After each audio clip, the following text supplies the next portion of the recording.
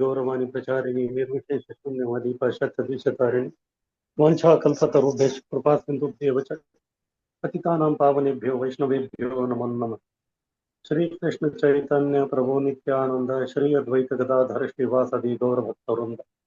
हरे कृष्णा कृष्ण कृष्णा हरे हरे, हरे राम राम राम हरे कृष्ण। तो सबका स्वागत है भक्ति शास्त्री कोर्स में। हम लोग भगवत गीता अध्याय 5 कर्मयोग के बारे में चर्चा कर रहे हैं। तो इस अध्याय का शीर्षक प्रभुपाद जी ने रखा है एक्शन इन कृष्णा कॉन्शियसनेस। और इसमें हमने देखा कि अर्जुन का प्रश्न था कि कर्म करे या न करे, यानी कि उनको अभी भी जो है संशय था कि युद्ध करे या न करे। इसलिए जो है कृष्ण ने जो है उनको दो मार्ग बताया, एक ज्ञान मार्ग है और एक कर्म मार्ग है। लेकिन उनको बताया कि आप क्षत्रिय होने के कारण आपको कर्म मार्ग ही अच्छा है, आप ब्राह्मण नहीं हो, पंडित जैसे नहीं हो, इसलिए जो है आप ज्ञान मार्ग अपना के आओ, आपके लिए नहीं। इसलिए बोल रहे हैं कि आपको युद्ध करना है और वो भी मेरे लिए करना।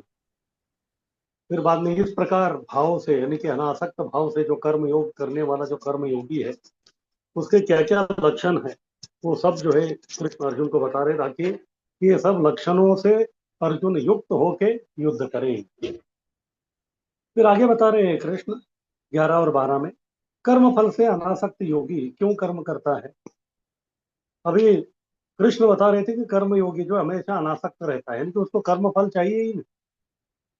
और सामान्यतः हम इस दुनिया में देखते हैं कर्म कौन करता है, जिसको फल चाहिए।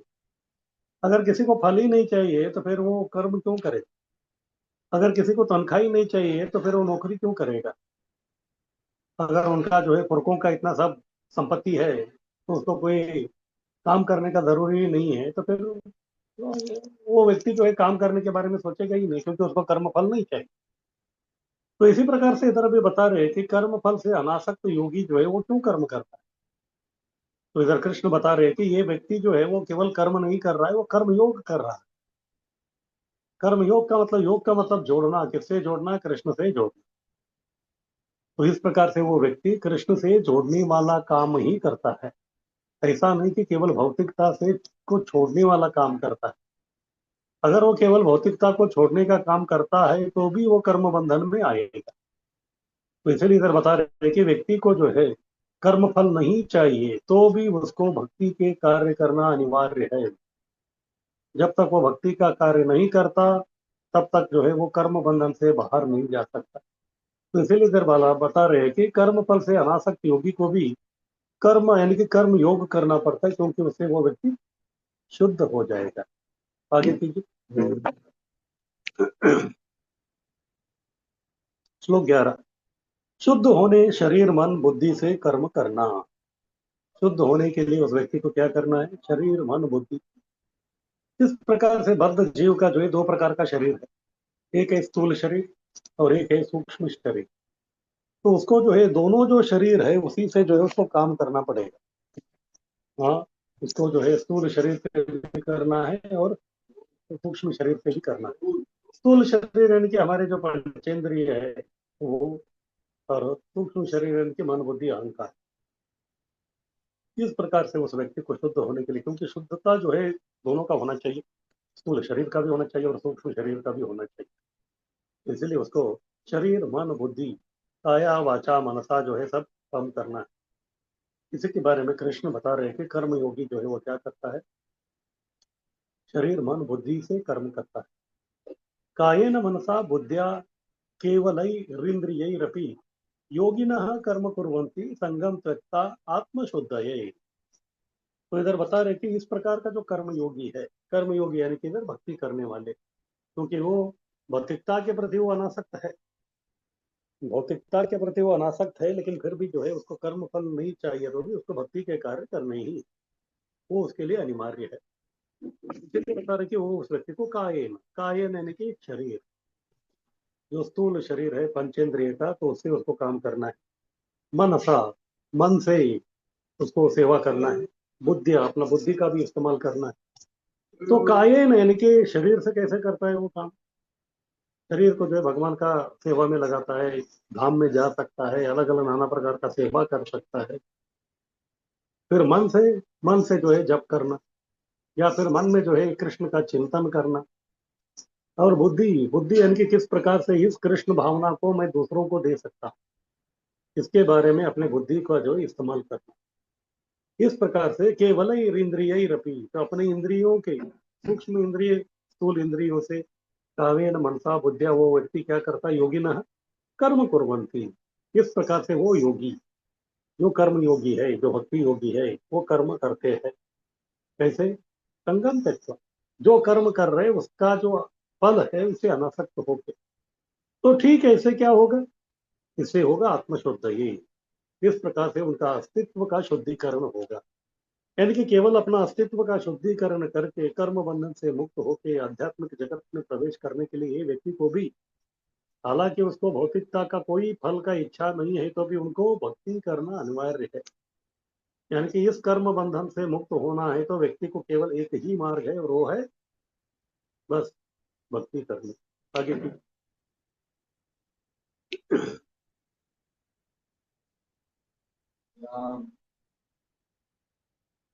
तो सदाचार क्या है? सत आचार। सच यानी कि अच्छा, या फिर जो हमको सनातन की तरफ लेके जाता है।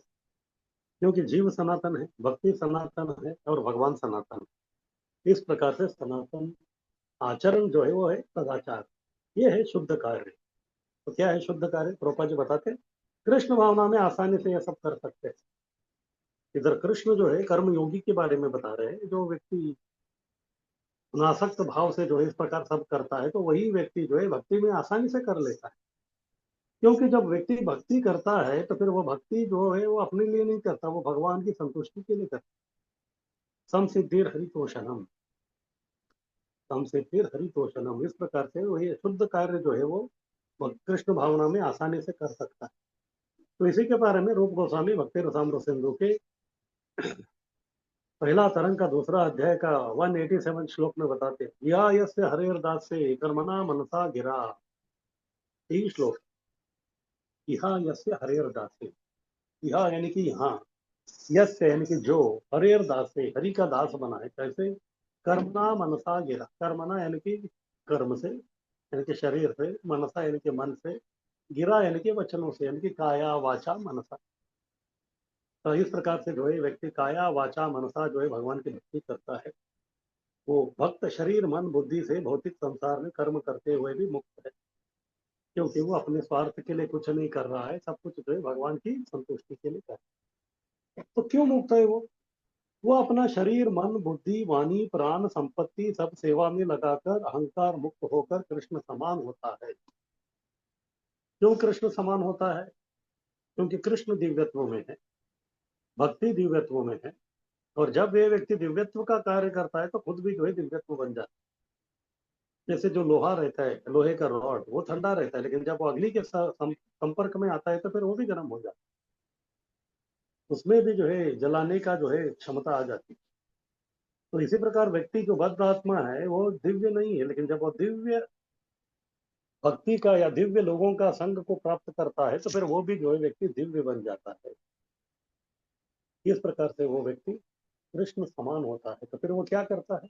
अपना शरीर यानी कि शरीर के सभी जो है अवयवों को केवल भक्ति में लगाता है। जिस प्रकार से अम्बरीश महाराज जो है भक्ति करते थे, फिर बाद में मन को कृष्ण के चरणारविंद में लगाता है, बुद्धि जो है कृष्ण भावना जो शास्त्र है वो पढ़ने में लगाता है, और वाणी कृष्ण का गुणगान करने में, अपना प्राण यानी कि बस उसको और कुछ नहीं चाहिए, और सब संपत्ति जो है पूरा निछावर कर देता है। इस प्रकार उसके पास कुछ बचा ही नहीं। तो फिर अहंकार कर घमंडी होने का प्रश्न ही नहीं, इस प्रकार अहंकार मुक्त हो जाता है। इस प्रकार से वो व्यक्ति कृष्ण के समान होता है। तो ये है सदाचार या शुद्ध कार्य। इस प्रकार से जो कर्म योगी या भक्ति योगी है, कर्म फल न चाहते हुए भी वो व्यक्ति कृष्ण के संतुष्टि के लिए वो सब काम करता है, जिससे जो है वो शुद्ध बन जाता है। आगे कीजिए।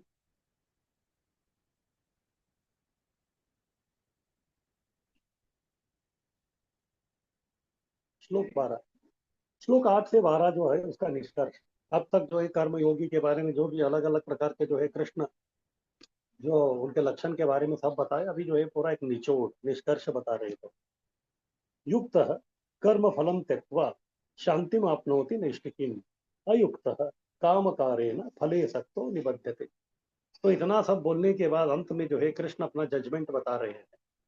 इतना सब श्लोकों का यानी कि 8 से 11 में उन्होंने जो भी चर्चा किया उसका निष्कर्ष क्या है। तो इधर जो है दो लोगों के बारे में बता रहे हैं।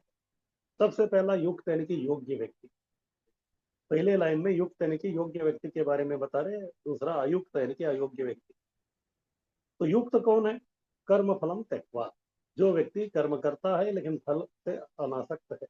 इस प्रकार से वो व्यक्ति क्या होता है? शांति मापनोति नैष्ठिकम, उसको शांति मिलता है। लेकिन कौन सा? हम देखते हैं भौतिक संसार में जो है अगर व्यक्ति 1 घंटे के लिए शांत है तो दूसरा घंटा वह अशांत रहता है। इस प्रकार शांत अशांत शांत अशांत इस प्रकार उसका चलता रहता है। लेकिन इधर बोल रहे कि इस व्यक्ति को नैष्ठिक शांति, नैष्ठिक यानी कि पूरा जो है सुस्थिर जो शांति है वो ये व्यक्ति जो है प्राप्त करता है। क्यों? क्योंकि इसी अध्याय के आखिर में जो है कृष्ण बताते हैं शांति का सूत्र क्या है। भोक्तारम यज्ञ तपसा सर्वलोक महेश्वरम सुहृदम सर्वभूतानाम ज्ञात्वा माम शांति मृत्यति। तो कृष्ण बताते हैं कि जो मुझे जानता है, क्या? भोक्तारम यानी कि मैं ही सभी जो यज्ञ है सबका अनुष्ठान है उसका मैं भोक्ता हूँ। भोक्तारम यज्ञ तपसा, सभी प्रकार के यज्ञ सभी प्रकार के तपस्या का असली भोक्ता मैं हूँ। इसलिए यज्ञ का यज्ञ पुरुष जो है वो कौन है? वो भगवान ही है। और तपस्वियों का जो योगेश्वर जो है वो भी भगवान ही है। भोक्तारम यज्ञ तपसा सर्वलोक महेश्वरम, इतना ही नहीं, सर्वलोक महेश्वरम, सभी जितने भी जो लोक है उसका जो है वो कौन है? वो महेश्वर है, महा ईश्वर। ईश्वर तो कई सारे हैं लेकिन महा ईश्वर जो है वो ईश्वरों के ईश्वर वो भगवान है। ईश्वरों के ईश्वर जो है वो भगवान है। फिर सुहृद, तो उस व्यक्ति को मालूम होना चाहिए कि भगवान जो है वही हमारे हितैषी शुभ चिंतक है।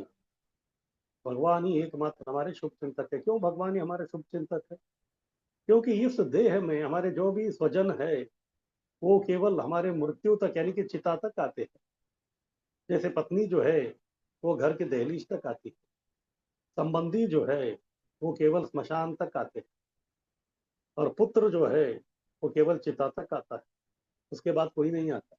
लेकिन उसके बाद अगर कोई आता है तो फिर वो है परमात्मा, आत्मा के साथ हमेशा रहता है जब तक आत्मा इस भौतिक संसार में भटकता रहेगा तब।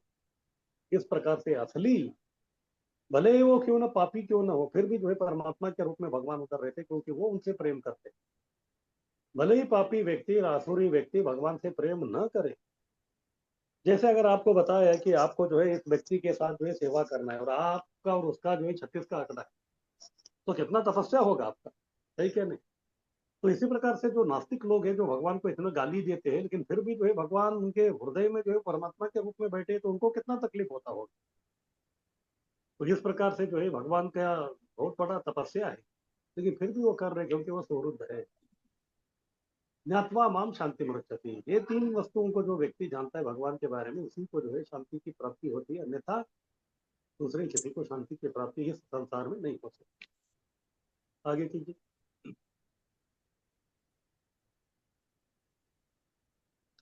तो युक्त कर्म फलम त्यक्त्वा शांति मापनोति नैष्ठिकम, उसको नैष्ठिक शांति मिलता है। यानी कि एक बार वो शांत हो गया तो फिर से जो है वो कितना भी जो है उसको जीवन में जो है बहुत ही बहकावे वाला प्रसंग आ गया तो भी वो बहकता नहीं है। तो इसलिए प्रभुपाद जी कृष्णा बुक में लिखते हैं वसुदेव के बारे में। जब वसुदेव जो है शादी के बाद, वसुदेव और देवकी की शादी के बाद जो है कंस जो है उनका सारथी बन के जा रहा था। देवकी जो है उनके बहुत ही प्रिय बहन थी। लेकिन जब उन्होंने आकाशवाणी सुन लिया कि देवकी का अष्टम गर्भ जो है वही उनका काल है, तो फिर तुरंत जो उन्होंने तलवार ले ली। इस प्रकार से ये लोग जो है शांति मापनों के नैष्ठिकम नहीं, कुछ समय शांत रहते हैं असुर, फिर उसके बाद जो है कभी तलवार निकाल के क्या करेंगे कुछ बोल नहीं सकते। लेकिन ऐसे कंस की अशांत परिस्थिति में भी जो है वसुदेव जो है बहुत ही शांत थे। हाँ, तो उधर जो है प्रभुपाद जी बोलते हैं the greatness of a person will be estimated by how much he will control the provoking situations or how he tolerates the provoking situation। तो इस प्रकार से प्रचोदनात्मक जितने भी जो है हमको गुस्सा लाने वाला जो भी प्रसंग आता है उसमें भी जो अगर व्यक्ति सहनशीलता को दिखा सकते हैं तो फिर वही व्यक्ति महात्मा है। तो इस प्रकार से ये व्यक्ति जिसको जो है हमेशा के लिए वो शांत रहता है। जैसे अम्बरीश महाराज और दुर्वासा मुनि, दुर्वासा मुनि जो है वो तो बहुत बड़े अष्टांग योगी थे। लेकिन फिर भी वो जो है उनको शांति नहीं मिलती। लेकिन अम्बरीश महाराज जो है उनके ऊपर इतना अत्याचार होने के बाद भी वो शांत थे। इस प्रकार से शांति में आप लोगों की नहीं। और दूसरा जो अयुक्त यानी कि जो अयोग्य है, जो भक्ति नहीं करता, काम कार्य न फले सक्तो निबद्धते। काम काम यानी कि अपनी जो भौतिक इच्छा है उसकी पूर्ति के लिए वो जो है अलग अलग प्रकार के काम करता है। हाँ, उसको कुछ तो फल चाहिए, कुछ तो संकल्प है उसका, उसके लिए करता है, तो इसके प्रति, उस काम के फल के प्रति वो आसक्त हो जाता है। जैसे आसक्त होता है तो फिर अयुक्त तरीके अयोग्य हो जाता है, फिर नहीं बच जाते। इस प्रकार से वो कर्म बंधन में वो व्यक्ति फंस जाता है। तो इस प्रकार से दो, जो अर्जुन का जो प्रश्न था, क्या प्रश्न था, कर्म योगी बनूं क्या ज्ञान योगी बनूं, तो उसका जो है अंतिम निष्कर्ष इधर बता रहे हैं।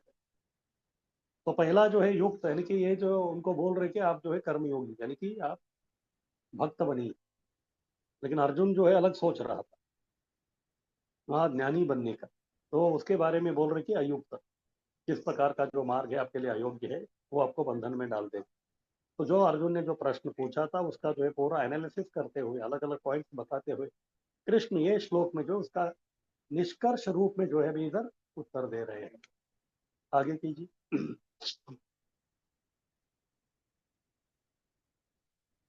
कर्म फल त्याग से भक्त शांत रहता, क्योंकि वो कर रहा है परमार्थ।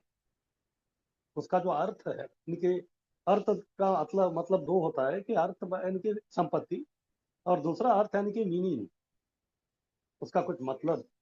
तो इधर दोनों जो है, जो करता है वो परम है यानी कि उन्नत है। वो जो भी काम करता है तो वो जो है वो उन्नत अर्थ के लिए करता है, यानी कि बहुत ही ऊंचा विचार के लिए वो ये सब काम करता है। इसकी वजह से जो है कर्म फल से वो व्यक्ति त्याग देता है।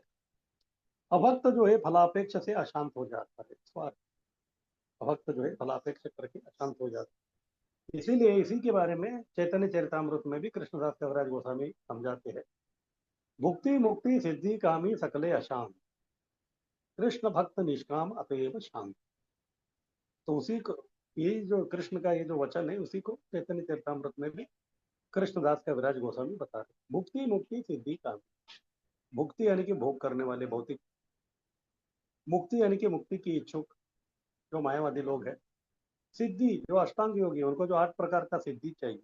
इस प्रकार के कामी यानी कि कामना रखने वाले, सकले अशांत, सब लोग अशांत है इतना सब प्राप्त करने के बाद। लेकिन भक्त शांत है, क्यों? कृष्ण भक्त निष्काम अतएव बच, वो निष्काम है, उसको अपने लिए कुछ नहीं चाहिए, सब कुछ वो किसके लिए कर, कृष्ण के संतुष्टि के लिए। तो भक्त के कार्य, अभक्त का जो है फलापेक्षा से वो अशांत है यानी कि वो स्वार्थ। अभक्त का जो भी कार्य है वो स्वार्थपर है, और भक्तों का जो है वो परमार्थ है। तो भक्त के कार्य क्या है, दिव्य स्तर पर है, शांतिमय कार्य। जैसे मैं बता रहा था, वो काम कर रहा है किसके लिए, वो भगवान के लिए कर रहा है, और भगवान जो है बहुत ही दिव्य व्यक्ति। तो भगवान दिव्य व्यक्ति होने के कारण उनके काम जो है, उनका जो सेवा जो है, उनकी जो भक्ति जो है वो दिव्य स्तर पर। इसकी वजह से दिव्यत्व प्राप्त करने के बाद, क्योंकि वो व्यक्ति गुणातीत हो गया है, न उसको सत्वगुण रजोगुण तमोगुण जो प्रकृति के है वो सताती है, उसे परे चला गया, तो फिर उसका वो शांति में कार्य। तो उसके बदले में अभक्त के जो कार्य है, देहात्म बुद्धि में स्वार्थ चाहता है। वो जो भी काम कर रहा है देहात्म बुद्धि यानी कि स्वतः को जो है वो देह समझ रहा है, उस प्रकार का बुद्धि को उसने अपनाया है। अपने आप को आत्मा नहीं समझ रहा है तो फिर वो आत्मा के स्तर पर काम कैसे करे। अपने आप को आत्मा ही नहीं समझ रहा है तो फिर परमात्मा तो उसके जीवन से जो है बहुत ही दूर है। इसलिए स्वार्थ चाहता है, और जितना व्यक्ति स्वार्थी रहता है संसार में, वो जो है अशांति से जो है वो भरपूर रहता है, अशांतिमय कार्य में रहता है। इस प्रकार से भक्त के कार्य शांतिमय है, अभक्त के कार्य अशांतिमय है। इस प्रकार से जो है कृष्ण अर्जुन को समझा के उनको बोल रहे थे, क्योंकि आप अशांतिमय कार्य के लिए अभी सोच रहे थे, इसीलिए जो है आप विषाद में है।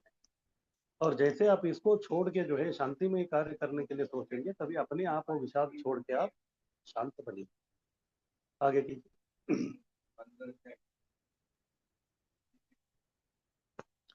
तो आगे बता रहे कि इतना सब बताने के बाद कि ठीक है, अभी अर्जुन को कृष्ण ने बताया कि अभी आपको क्या बनना है, कर्म योगी बनना। आगे जो है और भी एक अलग प्रकार का विचार उनको बता रहे हैं। शायद अर्जुन सोचता होगा कि ठीक है, आप बोल रहे हैं इसीलिए मैं कर रहा हूँ, लेकिन करता तो मैं ही हूँ। आप बोल रहे हैं इसीलिए मैं कर रहा हूँ, तो फिर करता मैं हूँ, तो करता मैं होने के कारण भी तकलीफ हो सकता है ना। तो इसीलिए जो अभी बता रहे हैं कि कोई भी कार्य होने के लिए तीन कर्ता लगते हैं। जब तक तीन कर्ता का संयोग नहीं होता, उनका कॉम्बिनेशन नहीं होता, तब तक जो है कोई भी कार्य संपन्न नहीं होता। ये तीन कर्ता कौन है और उसमें असली कर्ता कौन है, उसके बारे में भी कृष्ण अर्जुन को समझाने वाले हैं। आगे कीजिए। तो किसी का कुछ प्रश्न अब तक जो हो गया है हमारा डिस्कशन उसके ऊपर?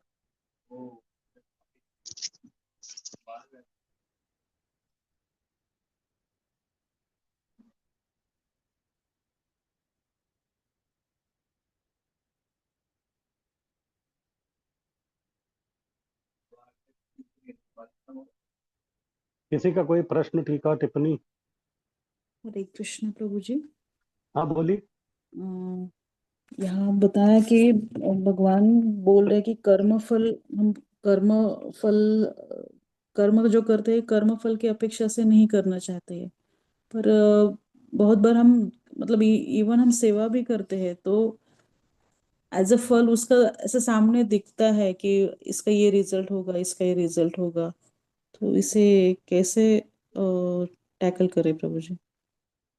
देखिए, जैसे न्यूटन का तीसरा नियम है, हर क्रिया का जो है एक प्रतिक्रिया होता है, यानी कि आप कोई भी काम करेंगे तो उसका जो है कुछ तो रिजल्ट आता ही है। तो इसी प्रकार से भक्ति में जो कार्य हम कर रहे हैं उसका भी कुछ रिजल्ट आता है, लेकिन हम वो रिजल्ट के प्रति आसक्त नहीं है हम लोग, क्योंकि वो सब हम कृष्ण की संतुष्टि के लिए कर रहे हैं। तो इस प्रकार से जो है ऐसा नहीं कि भक्ति करने से जो है कोई रिजल्ट नहीं आता, रिजल्ट तो आता है। रिजल्ट आ रहा है क्या नहीं आ रहा है वो भी आपको मालूम है, लेकिन फिर भी जो अगर गुरु महाराज आपने आपको बताया कि आपको ये करना ही है, जैसे आपको लग रहा है कि ये काम करने से जो है कुछ होने वाला नहीं है, लेकिन फिर भी जो है गुरु महाराज का बात समझ के जो अगर आप कर रहे हैं, तो फिर हो सकता है कि अभी जो है उसका रिजल्ट आपको दिख नहीं रहा है, लेकिन भविष्य में जो अलग प्रकार का दिख सकता है। जैसे प्रभुपाद जी के जो है गुरु महाराज उनको बताया था, क्या बताया था कि आपको अंग्रेजी भाषा में प्रचार कीजिए, लेकिन वो कर ही नहीं रहे थे। वो केवल इधर ही झांसी में, फिर बाद में अपना मथुरा में, उधर ही वो सब प्रचार कर रहे थे, लेकिन उनको जो है रिजल्ट नहीं मिला, क्योंकि पीछे से जो है गुरु को संतुष्टि करने वाला वो नहीं था। काम तो कर रहे थे वो। तो इसमें एक प्रकार से देखा जाए तो एक प्रकार का वो स्वार्थ था उसमें, क्योंकि उनको वो नहीं करना था, उनको जो अच्छा लग रहा था वो कर रहे थे, इसीलिए जो उनको रिजल्ट नहीं मिला। लेकिन जब वही जो प्रभुपाद जी जो है आज ही के दिन, हाँ आज वो दिन है जब प्रभुपाद जी जो है अमेरिका चले गए, तो उधर चले गए, उधर भी जो है जल्दी नहीं मिला, लेकिन गुरु के वचनों में अटूट श्रद्धा था। फिर एक साल के बाद जो है उनको सब कुछ जो मिल गया वो तो बस अविस्मरणीय है। तो इस प्रकार से कभी कभी जो है कोई भी काम हो उसका तो रिजल्ट होता है, लेकिन वो स्वार्थ पर से हो रहा है क्या परमार्थ पर से हो रहा है, तो उसके ऊपर ही। अगर स्वार्थ पर है तो फिर थोड़ा समय तक आपको अच्छा लगेगा, लेकिन उससे जो है ज्यादा कुछ भला ही नहीं होगा, क्योंकि उससे कृष्ण संतुष्ट नहीं होगा। लेकिन जब वही जो है कृष्ण के संतुष्टि के लिए आप कर रहे हैं, लेकिन आपको जो है कोई तुरंत रिजल्ट नहीं भी मिल रहा है, तो कोई बात नहीं, क्योंकि अंत में जो है आप कृष्ण को किसकी बात मान रहे हैं, गुरु की बात मान रहे हैं, तो फिर गुरु को वचनों को किस प्रकार से सिद्ध करना है वो कृष्ण का काम है। तो इस प्रकार से जो है रिजल्ट तो आने रहेगा ही उसका, लेकिन वो रिजल्ट को भी हम अपना नहीं समझते, उसको भी जो है कृष्णार्पण करते हैं। तो इस प्रकार से हम उससे उस बंधन या आसक्ति से जो हम लोग दूर रहते हैं। इसका मतलब हमें जो रिजल्ट भी आया, मतलब किसी ने हमें अच्छा कहा, तो उसको गुरु को अर्पण कर देने। क्योंकि जो आप काम करने से जो लोग आपका वाह वाह कर रहे हैं, वो काम करने के लिए जो शक्ति है वो कहाँ से आया? वो आपका तो शक्ति है ही नहीं। अगर यदि वो आपका शक्ति होता तो फिर भक्ति में आने से पहले ही वो शक्ति का आपको प्रदर्शन होना चाहिए था, यानी कि वो शक्ति आपका था नहीं। वो शक्ति जो है, क्योंकि आप भगवान का सेवा करने के लिए रेडी हो रहे, तो इसलिए आपको वो सब दिया गया है। जैसे कोई मिलिट्री वाला रहता है, तो मिलिट्री ज्वाइन करने से पहले जो उसके पास उतना वो सब हुनर रहता नहीं है, लेकिन जैसे वो आता है तो ट्रेनिंग वेनिंग सब ले लेता है, उसके बाद जो अच्छा उसको परमवीर चक्र मिल गया तो ठीक है, उसने जो है अपना सब कर दिया। लेकिन उनके जो ट्रेनर लोग हैं उनको भी जो है कुछ श्रेय जाना चाहिए ना। तो ये भी उसी प्रकार का है। थैंक यू प्रभु जी। हरि बोल।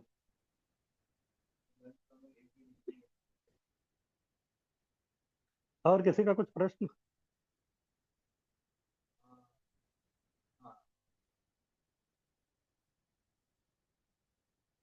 तो ठीक है, इसका कुछ प्रश्न नहीं, तो आगे बढ़ते हैं।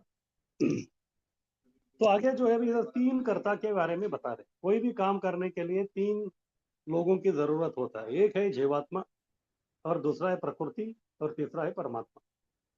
जब तक ये तीनों लोगों का संयोग नहीं होता तब तक कोई भी कार्य संपन्न नहीं होता। तो सबसे पहले कृष्ण समझा रहे कि क्या जीव करता है कोई भी कार्य का।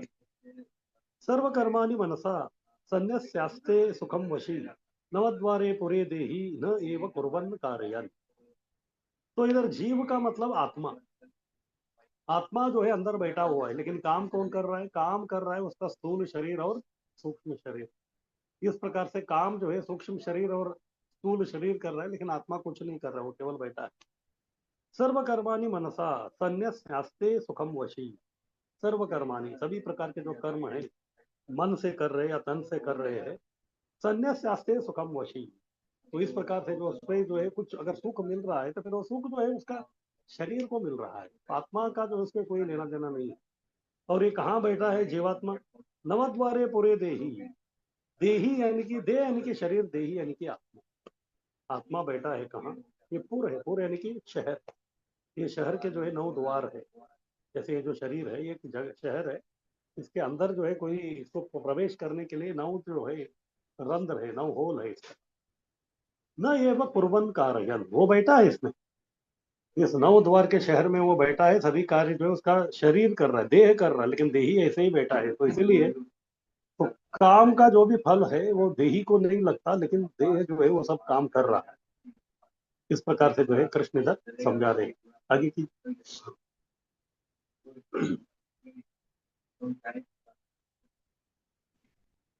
जीव अपनी प्रकृति नियंत्रण करके मन से कर्म त्याग कर 9 द्वार के देह में सुखी रह सकेगा। तो इधर बता रहे कि जीवात्मा जो है अपनी प्रकृति नियंत्रण करके, अपनी प्रकृति यानी कि जो भी वो सत्वगुण रजोगुण तमोगुण में है, तो उसको जो है संयमित करके वो व्यक्ति मन से जो है कर्म त्याग कर, मन को उन्होंने ठान लिया कि बस अभी मैं कर्म करूंगा लेकिन अनासक्त रहूंगा, ऐसा अगर वो सोचेगा तो फिर 9 द्वार के देह में जो है वो बैठा है आत्मा, जो आत्मा जो है सुखी रहेगा, क्योंकि उसको जो है कर्मफल यानी कि जो उसको और एक शरीर प्राप्त करने की नौबत नहीं आ रही, क्योंकि मन अनासक्त हो गया है। आत्मा जो है 9 द्वार यानी कि 2 आंखें, 2 नथुने, 2 कान, मुंह, गुदा और उपस्थ के देह में रहता है। इस प्रकार ये जो 9 रंध्र वाला जो है देह है, इसमें जो है आत्मा रहता है। शारीरिक कार्य जीव का विशिष्ट गुण तथा स्वभाव से अपने आप होते हैं। जैसे जीवात्मा को कोई शरीर प्राप्त होता है तो फिर इसके पहले उसने जो भी अपना स्वभाव या गुण को जो प्राप्त किया था उसके अनुसार उसको जो उस प्रकार का शरीर प्राप्त हुआ। और पिछले जन्म में जिस प्रकार का स्वभाव और जो उसका जो गुण था उसके अनुसार ही इस शरीर में वो काम करेगा। शारीरिक कार्य जीव का विशिष्ट गुण तथा स्वभाव से अपने आप होते हैं, क्योंकि उसको प्राप्त किया। अगर कोई व्यक्ति सत्व गुण में था तो फिर उसको सत्व गुण का शरीर मिल गया तो फिर वो सत्व गुण का ही काम करेगा। अगर किसी का जो है पिछले जन्म में जो है रजोगुण वाला शरीर था तो फिर अभी वो रजोगुणी व्यक्ति बनेगा, फिर वो रजोगुण का ही काम करेगा। या पिछले जन्म में अगर कोई व्यक्ति तमोगुण वाला था तो फिर अभी उसको तमोगुण का ही ये मिलेगा, तो फिर वो तमोगुण का ही काम करेगा। तो इस प्रकार से जो है विशिष्ट गुण और स्वभाव से वो सभी काम जो है शरीर के माध्यम से अपने आप होते रहते हैं, और उसके लिए वो बाध्य है, बेबस है। इसलिए चाहे तो जीव भौतिक बंधन से मुक्त हो सकता है, पर अपने मूल रूप भूलकर संकट भोग रहा है। इस प्रकार से जो है ये तो नॉर्मल चल रहा है। अनेकों जन्मों तक जो है जीवात्मा इस प्रकार से अपना विगत कर्म और विगत स्वभाव विगत गुण के कारण जो नाना प्रकार के शरीर प्राप्त कर रहा है। और उस शरीर में यानी कि वर्तमान शरीर में उसको जो भी कार्य वो कर रहा है तो वो जो उससे जो उसका और अगला जन्म उसको मिलेगा। इस प्रकार जो है बार बार पुनरपि जननम पुनरपि मरणम उसका चल रहा है, लेकिन इस श्रृंखला को काट सकता है कभी जब मन को स्थिर करेगा, मन को स्थिर करके इस कर्म फल को त्यागेगा, तब जाके जो है आत्मा को यहाँ से 9 द्वार के हिस्से जो है वो छुटकारा दिला सकता है। इसलिए चाहे तो जीव भौतिक बंधन से मुक्त हो सकता है, पर अपने मूल स्वरूप भूल कर संकट भोग रहा है, लेकिन उसने अपना मूल स्वरूप भूल चुका। मूल स्वरूप क्या है? कृष्णेर नित्यदा, जीवेर स्वरूप है कृष्णेर नित्यदास, उसको भूला है तो फिर उसको लग रहा है कि वो खुद स्वामी है, इसलिए संकट भोग रहा है। इसलिए भक्ति विनोद ठाकुर भी अपनी कविता में लिखते हैं, भूलिया तुम्हारे संसारी आसिया पेवे नाना विधम व्यथा। भगवान को बोल रहे कि भूलिया तुम्हारे, आपको भूल गया मैं, संसारी आसिया, ये भौतिक संसार में आ गया हम। इसके लिए क्या हो रहा है, पे नाना विधम व्यथा, पी रहा हूँ मैं क्या, अलग अलग प्रकार का व्यथा संकट दुख को जो है मैं पी रहा हूँ, अगर और कुछ नहीं। क्यों? क्योंकि ये है ही दुखालय। अगर आप कोई मजरालय में गए हैं तो फिर उधर क्या पिएंगे? आप शराब भी पिएंगे और उससे जो है आपका मत चढ़ने वाला है। इसी प्रकार से अगर आप इधर दुखालय में आए हैं तो फिर आपको पीने को क्या मिलेगा? केवल दुख ही मिलेगा, सुख का पेय जो आपको नहीं मिल सकता। इस प्रकार से जो है व्यक्ति संकट भोग रहा है। कृष्ण भावना हो गया तो स्वरूप पाकर नव द्वार की नगरी से मुक्त हो सकेगा। तो जैसे उसको कृष्ण भावना मिलेगी, यानी कि उसको मालूम पड़ेगा कि मैं कृष्ण दास हूँ, यही मेरा असली स्वरूप है। जब इसको समझ जाता है तो फिर कभी क्या हो जाता है, अपना मूल रूप स्वरूप को प्राप्त करता है। तब इस नव द्वार के देह में जो जकड़ा हुआ जो देही यानी कि जो आत्मा है, उसको जो है बंधन से मुक्ति प्राप्त हो सकती है। आगे कीजिए।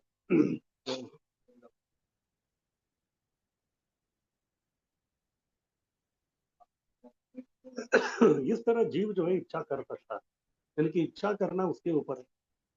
जब वो आध्यात्मिक जगत में था तभी उसने इच्छा किया तो उसके कारण भौतिक जगत में आया।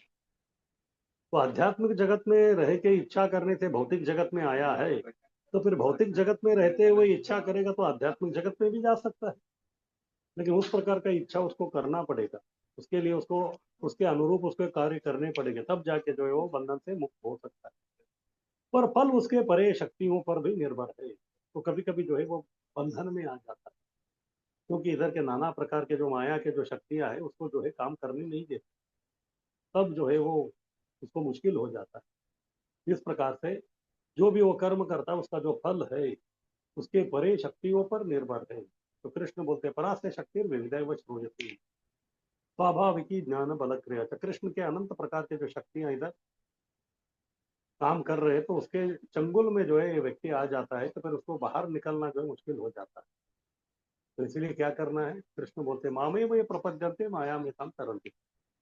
जब तक वो कृष्ण का शरण ग्रहण नहीं करता तब तक ये नव द्वार के देह से जो है या शरणपुर से या नगर से उसका जो है मुक्ति नहीं हो सकती। आगे की।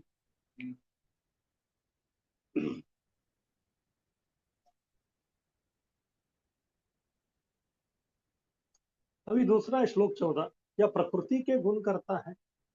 क्योंकि अभी देखिए पिछले जन्म में अगर कोई जीवात्मा जो है कुछ तो इच्छा कर दिया उसने, केवल उसका इच्छा करने से सब काम नहीं होगा।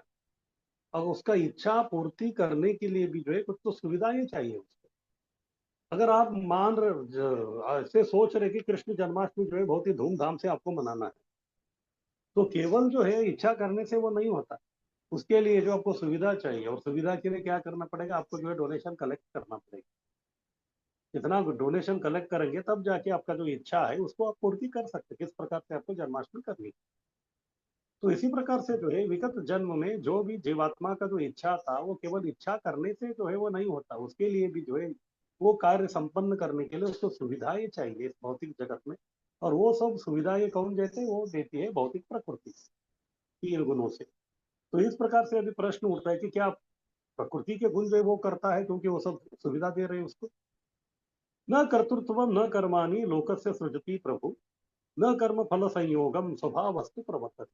फिर से जीवात्मा के बारे में बोल रहे हैं, ये कैसा है, न कर्तृत्व न कर्माणि, न कर्तृत्व यानी कि न वो करता है, न कर्माणि न वो कोई कर्म करता है, या फिर लोकस्य सृजति प्रभु, इस लोक में जो है आत्मा जो है किसी भी प्रकार का जो है वो काम का निर्माण नहीं करता। ये सब काम का निर्माण जो है उसका स्थूल शरीर और सूक्ष्म शरीर के कारण ही होता है।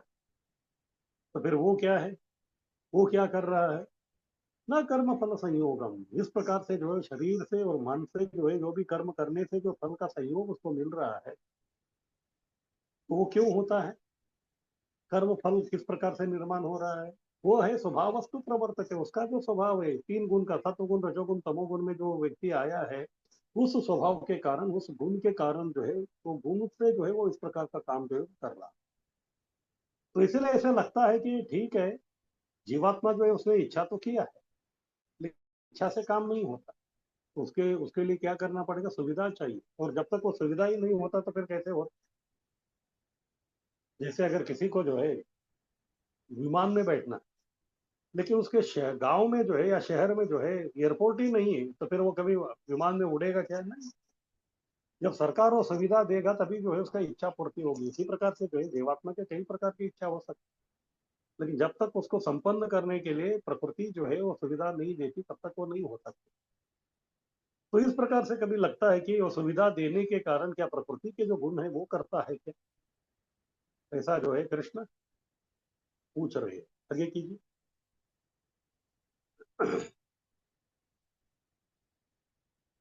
शरीर नगर का स्वामी देहधारी यानी कि जो जीवात्मा अंदर जो बैठा है, कर्म का सृजन नहीं करता, वो तो बैठा हुआ है क्योंकि वो आध्यात्मिक है।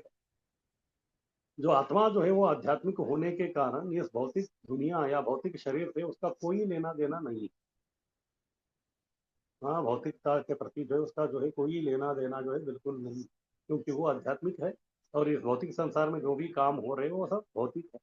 इसलिए वो आध्यात्मिक आत्मा जो है इधर भौतिक कर्म का सृजन नहीं करता है, इससे कोई लेना देना नहीं, और अन्यों को कर्म करने प्रेरित भी नहीं करता।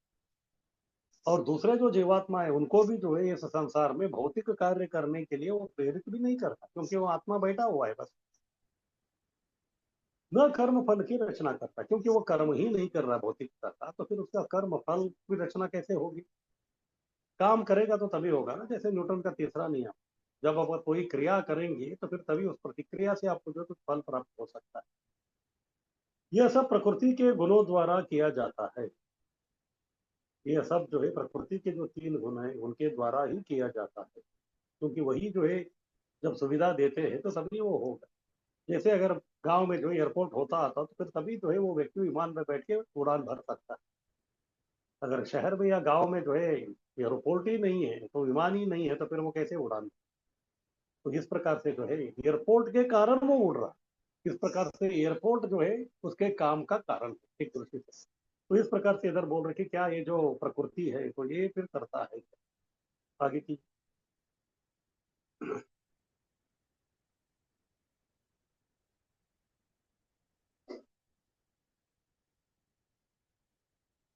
जीव परा प्रकृति होकर भी निम्न भौतिक प्रकृति से परे है।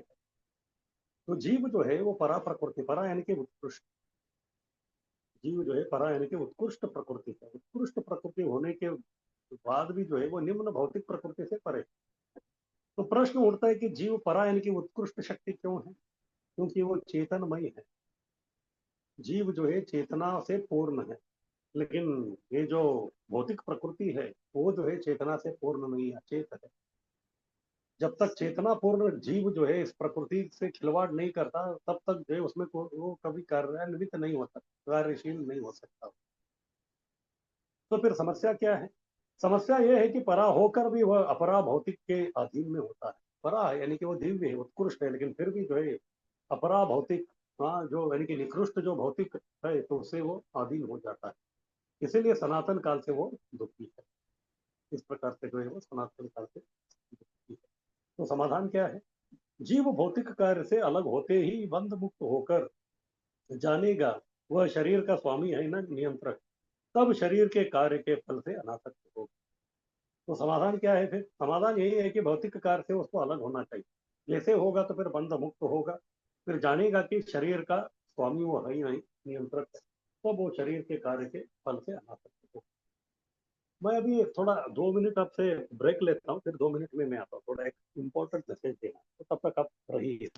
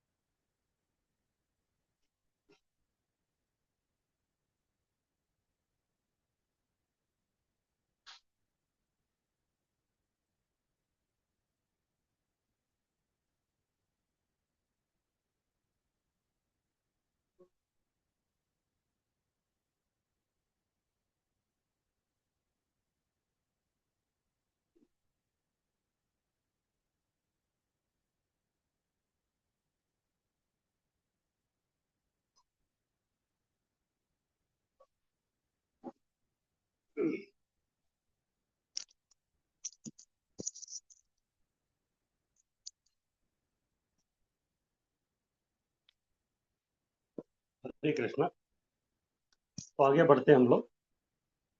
तो इस प्रकार से समस्या ये है कि जीव जो है वो उत्कृष्ट है, यानी कि चेतन युक्त है, चेतनमय होकर भी वो ये जो अचेत जो भौतिक प्रकृति उसके अधीन में आता है। तो इसीलिए जो है अगर कोई बोलता है कि वो हम लोग माया के चंगुल में है, तो हम लोग माया के चंगुल में नहीं है, माया हमको कुछ कर नहीं सकती।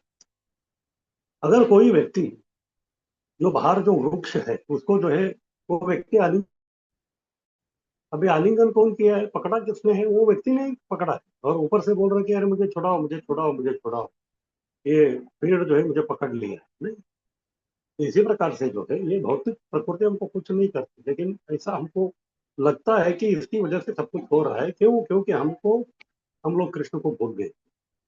इस जैसे कृष्ण को बोलते हैं तो फिर माया के वशीभूत हम लोग हो जाते हैं। इसीलिए सनातन काल से वो दुख भोग रहा है। तो समाधान क्या है? जीव भौतिक कार्य से जैसे अलग हो जाता है, भौतिक कार्य करना बंद कर देता है, तो फिर बंध मुक्त हो जाता है। तब जानेगा कि वह शरीर का स्वामी है ना नियंत्रक है। क्योंकि जीवात्मा जो है वो उसका इस भौतिक शरीर से कोई लेना देना नहीं, और ना ही इस भौतिक शरीर का नियंत्रक वो है। अगर वो नियंत्रक होता तो फिर भौतिक शरीर जैसे चाहिए वैसे वो सुनना चाहिए। जैसे व्यक्ति बूढ़ा होता है तो उसका शक्ति कम हो जाता है, लेकिन शरीर तो उसकी ही है, तो फिर उसकी सुननी चाहिए। जिस प्रकार से वो 20 साल की उम्र में जो पहाड़ चढ़ता था, तो फिर 80 साल की उम्र में भी वो चढ़ना चाहिए, लेकिन शरीर उनका नहीं सुनता। इस प्रकार से वो व्यक्ति जो है न उस शरीर का स्वामी है न उसका नियंत्रक है। जब शरीर के कार्य के फल से अनासक्त हो, तब जाके जो है उसको मालूम पड़ेगा कि भाई ये शरीर से मेरा कोई लेना देना ही नहीं। तब जाके जो है शारीरिक जो कार्य है उससे वो धीरे धीरे अनासक्त हो, फिर उसको समझ में आता है कि ये सब प्रकृति के कारण जो ये सब हो रहा है। फिर तब उसको समझ में आता है कि ये प्रकृति ही है मुझसे जो इस प्रकार से काम करवा रही है। आगे कीजिए।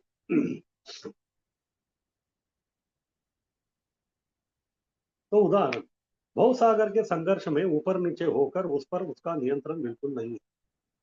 जो भवसागर है उसको जो है पार करना इतना आसान नहीं है। उसको पार करने के लिए वो व्यक्ति जो है जन्म से ही जो है संघर्ष में लगा हुआ, लेकिन उस अपना संघर्षमय जीवन में जो है वो कभी ऊपर कभी नीचे ऊपर नीचे होता रहता है। तो इसी प्रकार इधर इस भौतिक ब्रह्मांड में जो जीवात्मा है वो भी गोते खा रहा है, कभी उन्नत लोक में जाता है और कभी निम्न लोक में आता है, कभी ऊपर कभी नीचे, इस प्रकार से उसका चल रहा है। फिर भी जो है से वो बाहर नहीं निकल पा रहा। केवल कृष्ण भावना से ही सागर पार कर सकता है। तो इसी को जो कृष्ण बोलते हैं, दैवी ऐसा गुणमयी मम माया दुरतया मामे वे प्रपद्यंते माया मेषा तरंती। दैवी ऐसा गुणमयी, ये जो प्रकृति है कृष्ण बोल रहे कि ये भी दैवी है, क्योंकि ये मेरी प्रकृति। फिर से जैसे हम कृष्ण के संपर्क में आके दिव्य होते हैं, तो इसी प्रकार से जो है ये अचेत जो शक्ति है, क्योंकि वो कृष्ण की है, तो फिर वो भी जो है कभी कभी जो है दिव्यत्व का वो एग्जीबिशन करती है जब कृष्ण चाहते हैं तभी। तो इस प्रकार से जो है केवल कृष्ण भावना से ही मामे वह प्रपद्यंते माया मेताम तरंती। तो कृष्ण जो है सुस्पष्ट रूप से बता रहे हैं कि जब व्यक्ति कृष्ण का चरणों का शरण ग्रहण करता है, तब जाके जो है वो सागर को पार कर सकता, अन्यथा नहीं होता। जैसे और एक उदाहरण प्रभुपाद जी बता रहे हैं, जो संसार है ये जो है कैद खाने के समान जेल है। इधर कई सारे कैदी है, तो उनका निगरानी कौन? प्रकृति के स्वामिनी यानी कि जो जेलर है दुर्गा देवी, वो सब कर रही है। वो सब करती रहेगी, लेकिन अगर मान लीजिए कोई जो है जेल मंत्री आ गए, जेल मंत्री आके जो है वो बोल रहे कि हाँ ये कैदी जो है उसको रिहा कर दो, तो फिर जेलर ना तो थोड़ा ही बोलेगा। तो इसी प्रकार अगर कृष्ण बोलेंगे कि हाँ ये मेरा भक्ति कर रहे हैं इसको छोड़ दो, तो फिर उनको छोड़ना ही पड़ेगा, क्योंकि वो कृष्ण का शरण ग्रहण कर लिया।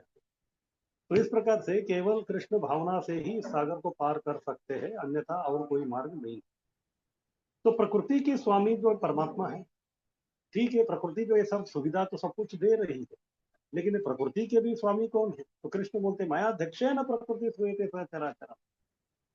ये जो प्रकृति है मेरे अध्यक्षता के अधीन में काम करता है, यानी कि इनके अध्यक्ष मैं हूं। तो इसलिए प्रश्न उठता है कि ठीक है प्रकृति के कारण ये सब काम हो रहे हैं, तो फिर इनका जो स्वामी है तो वो भी करता होना चाहिए, क्योंकि उनके हुक्म से सब हो रहा है। तो फिर क्या वो करता है प्रकृति के स्वामी? इसके बारे में भी आगे कृष्ण बताएंगे। आगे कीजिए। श्लोक 15। क्या परमात्मा करता है? क्योंकि जब तक इनकी अनुमति नहीं होती तब तक कोई काम होता नहीं।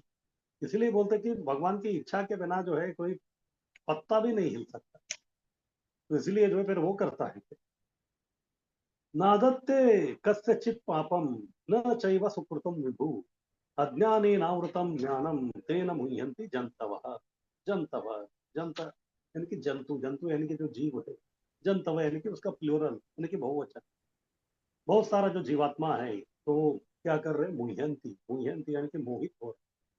तेन यानी कि उससे, किससे? अज्ञाने नावृतम ज्ञानम, उनकी जो ज्ञान थी पहले, यानी कि मैं कृष्ण का दास हूँ, ये ज्ञान क्या हो गया? अज्ञाने नावृतम, अज्ञान के कारण आवृत हो गया। तो अभी जो है वो पहले जो दास अपने को समझ रहा था, अभी वो बॉस समझ रहा है। तो इस प्रकार से मुह्यंती जनतवा, इस प्रकार से सभी जो जीवात्मा है वो मोहित हो गए। तो इसका मतलब ये है कि ये मोह के कारण ये सब काम कर रहे हैं। तो इससे जो है भगवान का कोई लेना देना नहीं है। क्यों? न दत्ते कस्यचित् पापम न चैव सुकृतम विभु। विभु यानी कि जो परमात्मा, जो भगवान है। हम अनु है, भगवान विभु है। तो विभु को जो है इस प्रकार का काम का कोई लेना देना नहीं है। न दत्ता यानी कि इस प्रकार का काम करो करके उनको नहीं दिया। इस प्रकार का तुम भौतिक काम करो करके परमात्मा जो है, दत्ता यानी कि देना, इस प्रकार नहीं दिया। अगर दिया ही नहीं है तो कस्यचित् पापम, अगर मालिक ने जो है उस व्यक्ति को, अपना जो सेवक है उसको वो काम दिया ही नहीं है, तो वो काम वो खुद करने से उससे जो भी जो है पाप या कुछ गड़बड़ हो रहा है, तो उससे जो है स्वामी जो है उसका भागीदारी या अपराधी नहीं बनता। अगर मान लीजिए बहुत बड़ा एस्टेट है, उधर जो है बहुत सारे जो है लोग काम कर रहे हैं, तो मालिक ने जो उनको काम दिया है तो वो सब कर रहे हैं, और मालिक कभी ये बोला नहीं कि आप किसी को मार सकते हैं करके। अगर किसी ने जो है अपनी इच्छा से किसी को मार के खत्म कर दिया, तो जब पुलिस आती है तो फिर वो मालिक को नहीं पकड़ती। वो किसको पकड़ते हैं? जिस व्यक्ति ने मारा है उसको पकड़ते हैं। क्योंकि इस प्रकार मारने का काम जो है उन्होंने नहीं दिया ना, आदत थी। कस्यचित् पापम, मगर वो मारने का काम दिया ही नहीं है, तो उससे जो भी पाप हो रहा है उसे मालिक का क्या लेना देना? न चैव सुकृतम विभो, इस प्रकार से पाप हो उस कार्य से या सुकृतम यानी कि जो पुण्य हो, उससे जो उनका कोई लेना देना नहीं है, क्योंकि उस प्रकार का काम परमात्मा ने उनको दिया ही नहीं। तो अंत में ये काम कौन कर रहा है? इसका मतलब जो है जीवात्मा ही ये सब कर रहा है। आगे कीजिए।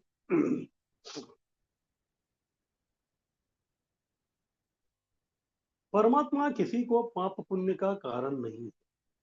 जीव अज्ञानवश मोह में ऐसा सोचता है। तो जैसे मैं बताया, जो श्रमिक है, जो काम करने वाला है स्टेट में, तो उसको जो इस प्रकार का गड़बड़ वाला काम करके करो करके उनके यजमान कभी बोले नहीं। वो कर रहा है। क्यों कर रहा है? क्योंकि वो उसकी मर्जी। अगर उसकी मर्जी से अगर वो कुछ पाप या पुण्य अगर वो कमा रहा है, तो उसका श्रेय जो है वो मालिक को नहीं जाता। तो इसी प्रकार जीवात्मा जो है अगर कुछ भौतिक कार्य कर रहा है, तो भौतिक कार्य से उसको अगर कुछ फल स्वरूप उसको पाप और पुण्य मिल रहा है, तो वो पाप और पुण्य का भागीदारी जो है भगवान कभी नहीं बनते। तो इस प्रकार से जो है जीव अज्ञानवश मोह में ऐसा सोचता है। इसलिए कभी कभी होता है ना, अगर सुख जब आता है किसी के जीवन में, तो तभी जो है भगवान का स्मरण नहीं होता। भगवान का स्मरण कभी होता है जब दुख आता है। तब तक जो है भगवान देते ही रहते, तो कोई उसके बारे में जो है चिंता भी नहीं करता। फिर बाद में जब दुख आता है तो फिर चालू हो जाता है, हे भगवान आपने ऐसा क्यों किया। हाँ, तो इस प्रकार जैसे कोई गांव में जो है कोई जमींदार था, तो उसकी प्रथा थी दोपहर में 12 बजे जो है अपना वो ऊपर चला जाता था, महल के ऊपर, फिर उधर से जो अलग अलग प्रकार के वस्तु फेंकता था। फिर बहुत सारे जो भिखारी या जो भी जरूरतमंद लोग हैं उधर आके जो सब लेते थे। एक दिन उनके मित्र आए, फिर बात कर रहे थे, अचानक 12 बज गया, तो उन्होंने बोला कि जमींदार अभी मुझे ऊपर जाना है, मेरा काम। उन्होंने बोला कि क्या काम? उन्होंने कहा नहीं, दिखाता हूँ आओ। फिर उनके दूसरे सेवक जो है सब सामान उधर लगा के रखा था, फिर वो गए, तो फिर बाद में सामान डाल दिया, सब लोग लेके चले गए। फिर बाद में जमींदार बोलने लगा कि देखो इतना सब मैंने दिया, तो फिर लोग जो है कितना खुश है, ऐसा है। बाद में वो बोलता है कि नहीं, मुझे तो ऐसा नहीं लग रहा। उनके मित्र, वो बोले कि आप ऐसा क्यों सोच रहे हैं? वो लोगों को जो है केवल वस्तु से मतलब है, वो कौन दे रहा है उससे जो है कोई लेना देना नहीं उनको। लेकिन जमींदार को पता है, ऐसा कैसे बोल सकते हैं। मैंने बोला कि ठीक है चलो कल आपको मैं दिखाता हूँ। फिर बाद में अगले दिन जो है उनके जो मित्र थे, जो सेवक को बताया था कि आज ऊपर जो है कोई वस्तु नहीं रखना, केवल पत्थर रखना, अलग अलग प्रकार के। मैंने बोला ठीक है।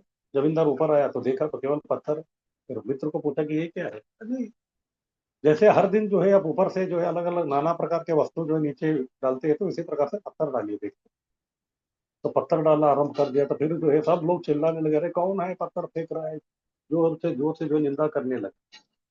तो ऐसे होता था कि हर दिन जो है जब ऊपर से जो है जमींदार सब वस्तु नीचे डालता था, तभी ऊपर कोई देखता ही नहीं था, क्योंकि लोगों को जो है वस्तु से मतलब था।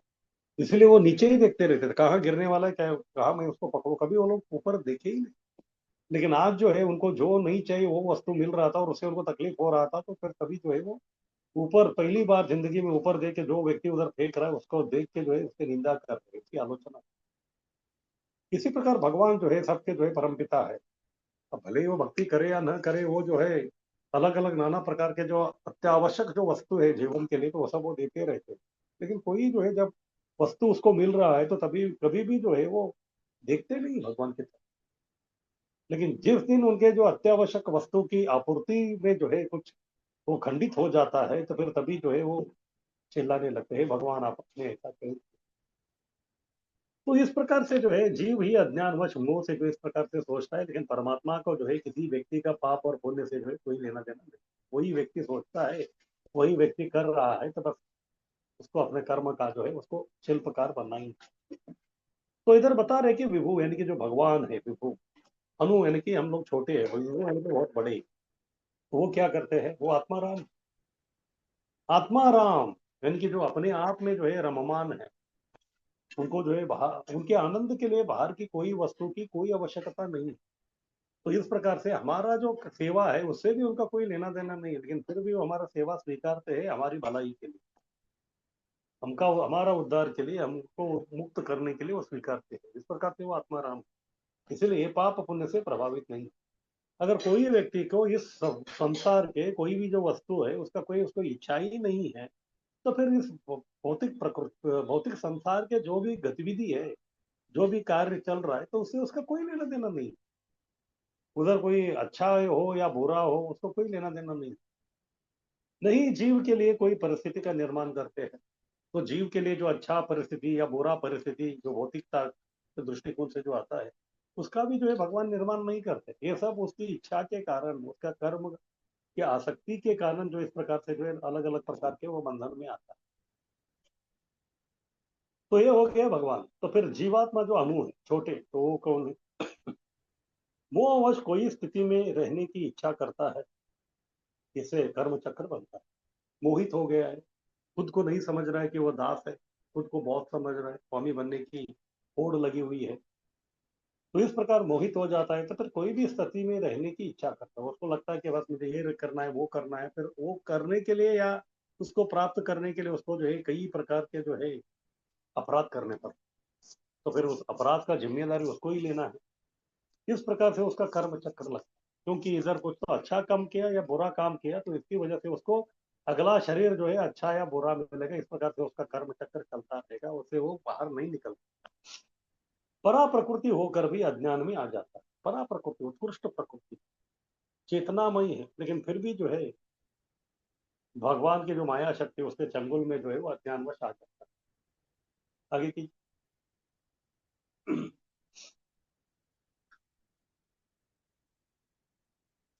फिर भी जो है भगवान का सहयोग क्या है। भगवान देख रहे हैं कि ये व्यक्ति जो है जिसको जो करना चाहिए था इधर वो नहीं कर रहा है, फिर भी भगवान जो है सहयोग करते। जैसे कोई फैमिली है, उसमें जो है माता पिता है और उनका एक पुत्र है। पिताजी चाहते हैं कि वो डॉक्टर बने, लेकिन बच्चा वो जान चाहता है कि बस मैं मुझे इंजीनियर ही बना है। अभी पिता की कोई इच्छा नहीं है कि ये जो है व्यक्ति इंजीनियर बने, उनकी इच्छा है कि ये डॉक्टर बने। लेकिन फिर भी जो है वो अड़ा हुआ है कि मुझे इंजीनियर ही बना। तो फिर ठीक है, अभी वो इंजीनियर बनने के लिए जा रहा है क्योंकि उसकी वो इच्छा है। तो फिर उसको इंजीनियर बनने के लिए जो भी फैसिलिटी चाहिए वो कौन देंगे, वो वही पिता ही देंगे। हालांकि वो उनका सुन नहीं रहा, इस प्रकार से जो है पिता उस अपने पुत्र का इच्छा का पूर्ति करने के लिए सहयोग करते हैं। इसी प्रकार से भगवान भी जो है इस भौतिक जगत में जो जीवात्मा आके बद्धावस्था में है, वो तो चाहते हैं कि यहाँ से जो है वो निकल जाए, लेकिन वो निकलना नहीं चाहता, उसको जो इधर और खेलना है। तो इसलिए खेलने के लिए उसको जो भी चाहिए उसका सहयोग भी जो है कृष्ण और यानी कि भगवान ही करते हैं, क्योंकि वो उनसे प्रेम करते हैं। जीव की इच्छा केवल भगवान की अनुमति से ही पूर्ण होती है। वो इच्छा तो करता है। अगर मान लीजिए कोई व्यक्ति जो है कोई एक बहुत बड़ा मॉल में गया है, फिर बाद में जो उसको उधर का कोई एक वस्तु जो है बहुत अच्छा लगा, केवल अच्छा लगने से या उसके उसको खरीदने की इच्छा करने से उसको वो प्राप्त कर सकता है क्या? नहीं। उसके लिए उसके पास योग्यता भी चाहिए। इधर योग्यता का मतलब पैसा। अगर वो 10,000 रुपए का है तो उसके पास जो है 10,000 रुपए होनी चाहिए, तब जाके जो उसकी इच्छा पूर्ति हो। अन्यथा जो है उसका इच्छा पूर्ति जो नहीं हो सकती। तो इसी प्रकार जीव की जो है केवल इच्छा करने से जो उसकी इच्छा जो है पूर्ति नहीं होगी, उसके लिए भगवान की अनुमति की जरूरत है।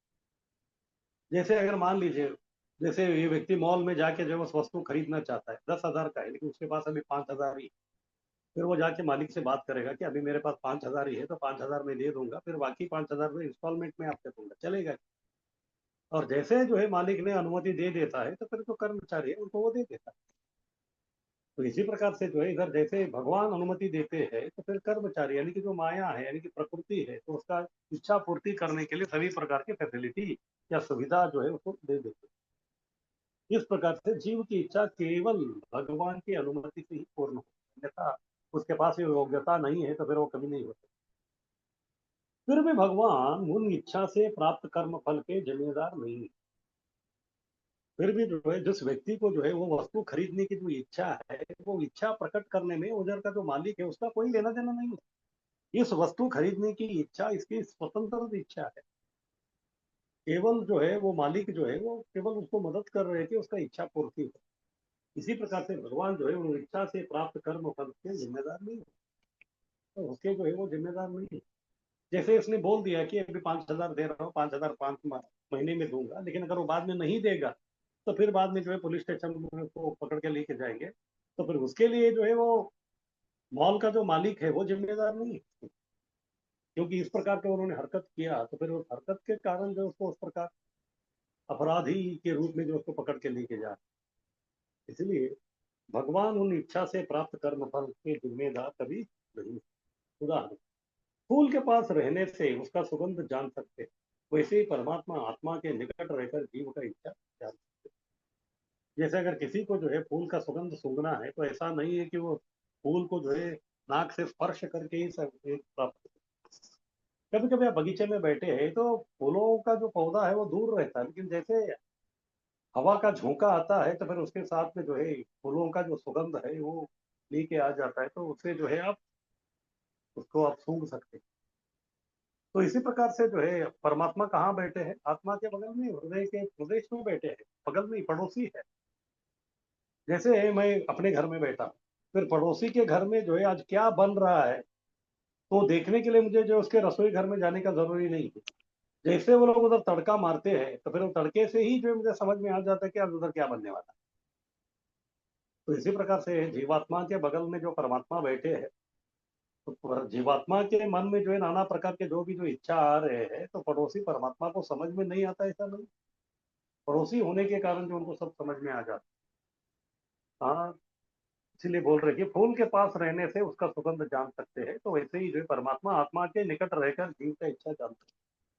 जैसे हम लोग बगीचे में बैठे हैं, तो बेंच के ऊपर मैं बैठा हूँ, पीछे जो है बहुत सारे फूलों के पौधे हैं, लेकिन कौन सा फूल है मुझे मालूम नहीं है, लेकिन जैसे उसका सुगंध आता है उसी से मुझे मालूम होता है कि हाँ भाई, ये मोगरे का है, या फिर ये गुलाब का है, या फिर मेरे घर में रह के पड़ोसी के रसोई घर में क्या चल रहा है उसका भी मैं अंदाजा लगा सकता हूँ। उसी प्रकार से परमात्मा जीवात्मा के निकटवर्ती होने के कारण उसके मन में अच्छा ही चल रहा है क्या बुरा ही चल रहा है, तो उसका जो है एक अंदाजा उनको आ जाता है। पर भगवान जीव की इच्छा उसकी योग्यता के अनुसार पूरा करते हैं। तो ठीक है, भगवान के पास पूरा कैपेसिटी है। भगवान के पास पूरा कैपेसिटी है। वो चाहेंगे तो राजा को रंक और रंक को राजा कभी भी बना सकते हैं, लेकिन फिर भी उसकी इच्छा जो है वो एक चीज है, लेकिन उसकी योग्यता कितनी है उसके अनुसार उसके अनुपात में जो है उसको इच्छा पूर्ति होती है। जितना जो है उसका पुण्य कमाया है तो उसके हिसाब से ही जो है उसको उसके अनुपात में उसके अनुरूप जो है उसको वो फल प्राप्त होता है। उससे जो है न ज्यादा न कम, इस प्रकार से जो है उसकी योग्यता के अनुसार जो है भगवान जो है जीव की इच्छा को पूरा करते। इस प्रकार से भगवान जीवात्मा का जो इच्छा है उसमें इस प्रकार सहयोग करते हैं। आगे की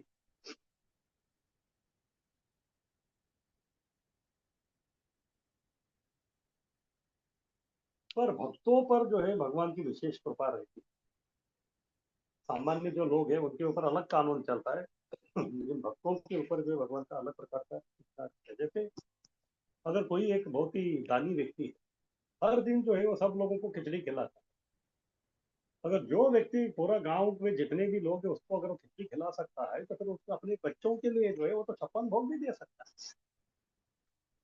हाँ, उनको खिचड़ी क्यों देगा, उनके ऊपर विशेष कृपा कर सकता है। इसी प्रकार से भक्त जो है कृष्ण के संतान है, विशेष संतान। इस प्रकार से भक्तों पर कृष्ण का जो है बहुत ही विशेष प्रकार का कृपा होता है। जो अन्यों को नहीं देते वो भक्तों को वो दे देते। भक्तों को तो बस अपने आप को वो कृतदास वो बन जाते हैं। यानी कि भक्त जो है कृष्ण को परचेज कर सकते हैं। भक्त कृष्ण को चाहता है तो उसे प्रेरणा देते हैं। तो जैसे भक्त जो है कृष्ण के शरण ग्रहण कर लेता है तो फिर भक्त के जितने भी जो है इंद्रिय सब कुछ जो है कृष्ण अपने कंट्रोल में ले लेते, फिर उनको जो है नाना प्रकार के मदद करना चालू कर देते। इसीलिए जो है कृष्ण बोलते हैं गीता में योगक्षेमम वहां में, उस भक्त का योगक्षेमम जो है उसका जो है जिम्मेदारी उत्तरदायित्व तो कृष्ण लेते हैं। लेकिन इस प्रकार का सुविधा वो भक्तों को छोड़ के अन्य किसी भी प्रकार का नास्तिक हो या फिर कोई भी आध्यात्मिकवादी हो उसे नहीं देते।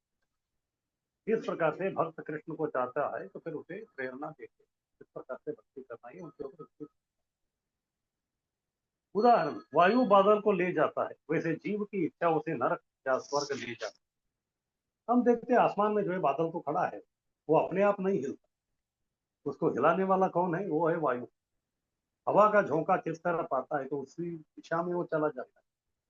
अगर उत्तर की तरफ हवा की झोंक जा रहा है तो फिर बादल उत्तर की ओर जाएगा। जब दक्षिण की ओर जा रहे हैं तो दक्षिण की ओर, पूरब की ओर है तो पूरब की ओर, पश्चिम की ओर है तो पश्चिम की ओर। इस प्रकार वो उसका जो मूवमेंट है वो हवा के ऊपर निर्भर है। तो इसी प्रकार जीव की जो इच्छा है उसके कारण जो है उसका कर्म फल जो बनता है तो वो उसको नरक या स्वर्ग दिया जाता है। जो चाहता है वो अगर अच्छा चाह रहा है तो फिर स्वर्ग में जाएगा, बुरा चाह रहा है तो फिर वो नरक में जाएगा। इस प्रकार जैसे हवा उसको बादल को हिलाता है वैसे जीव की इच्छा जो है उसका आत्मा को जो है अलग अलग गंतव्य स्थान में लेके जाता है। पर ऐसा लगता है तो भी भगवान किसी से द्वेष या प्रेम नहीं करता। हालांकि सब काम जो है भगवान की इच्छा से ही होती है, लेकिन फिर भी जो है भगवान उदासीन यानी कि न्यूट्रल है। अगर सामान्य लोगों के इसमें देखा जाए, जो भक्त लोग नहीं है, केवल जो जीवात्मा है, न कृष्ण किसी से द्वेष करते हैं न प्रेम करते। नमे द्वेषोस्ति न प्रिय, कृष्ण आगे बोलते नवे अध्याय, नमे द्वेषोस्ति न प्रिय, मैं किसी के प्रति द्वेष नहीं करता, मैं प्रेम भी नहीं करता सामान्य लोगों के प्रति। लेकिन भक्तों के प्रति उनको जो करना है सब कुछ कर देते थे।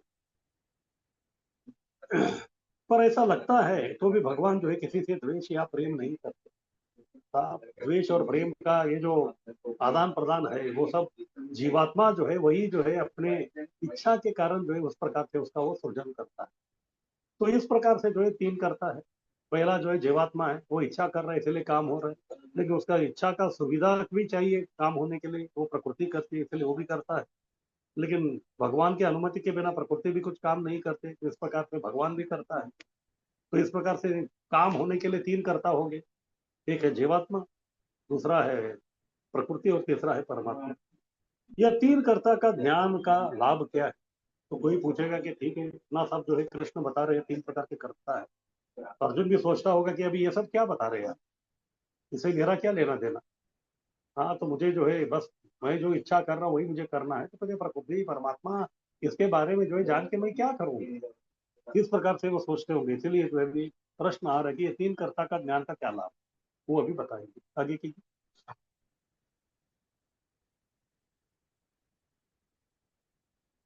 श्लोक 16।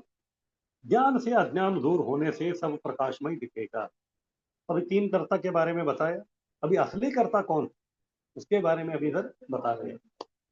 जीवात्मा का जो है जब उसको ज्ञान मिलता है तो फिर अज्ञान उसका दूर होने से सब प्रकाशवान दिखेगा। जैसे अंधेरे में जो है हमको समझ में नहीं आता कि कौन सा वस्तु किधर है क्या है। कभी कभी हम लोग रस्सी को सांप और सांप को रस्सी समझते हैं, लेकिन जब प्रकाश है तो फिर रस्सी को रस्सी, सांप को सांप समझ सकते हैं। इस प्रकार से अर्जुन जो है अभी अज्ञान में है, तो इसीलिए जो उसको समझ में नहीं आ रहा है क्या करना क्या नहीं करना, इसीलिए जो कृष्ण उनको दिव्य ज्ञान दे रहे हैं। इस प्रकार से अगर वो जो है दिव्य ज्ञान को प्राप्त कर लेता है तो फिर क्या हो जाएगा, उसका जीवन भी उजागर हो जाएगा, प्रकाशित हो जाएगा। ज्ञानेन तु तद अज्ञानम येषाम नाशितम आत्मनः तेषाम आदित्यवज्ञानम प्रकाशयति तत्परम। तो उदाहरण दे रहे आदित्य का, आदित्य यानी कि सूर्य, आदित्यवत ज्ञानम प्रकाशयति तत्परम। जब रात के अंधेरा है तभी आदित्य इधर नहीं यानी कि सूरज नहीं है, तो तभी क्या होता है, अंधेरा है। लेकिन जब आदित्यवत ज्ञानम, आदित्य के जैसा, जैसे आदित्य आ जाता है तो जैसे प्रकाश होता है, तो जैसे किसी के जीवन में जो है दिव्य ज्ञान प्राप्त होता है तो उसका जीवन भी प्रकाशमान हो जाता है तत्पर। ज्ञानेन तु तत् अज्ञानम येषाम नाशितम आत्मन। जब उसको इस प्रकार का दिव्य ज्ञान मिलता है तो फिर क्या हो जाता है, उस ज्ञान से, ज्ञानेन, उस दिव्य ज्ञान से, तत् अज्ञानम, उसका जो भी अज्ञान है उसको क्या करता है वो, नाशित, उसको नाश कर देता है। इसकी वजह से आत्मान, आत्मान यानी कि वो जो जीवात्मा है तो जो है प्रकाशमान हो जाता है, क्योंकि वो अज्ञान से ज्ञान की ओर यानी कि अंधेरा से प्रकाश की ओर आ, तब उसको सब चीजें जो है यथार्थ दिखते हैं। आगे कीजिए।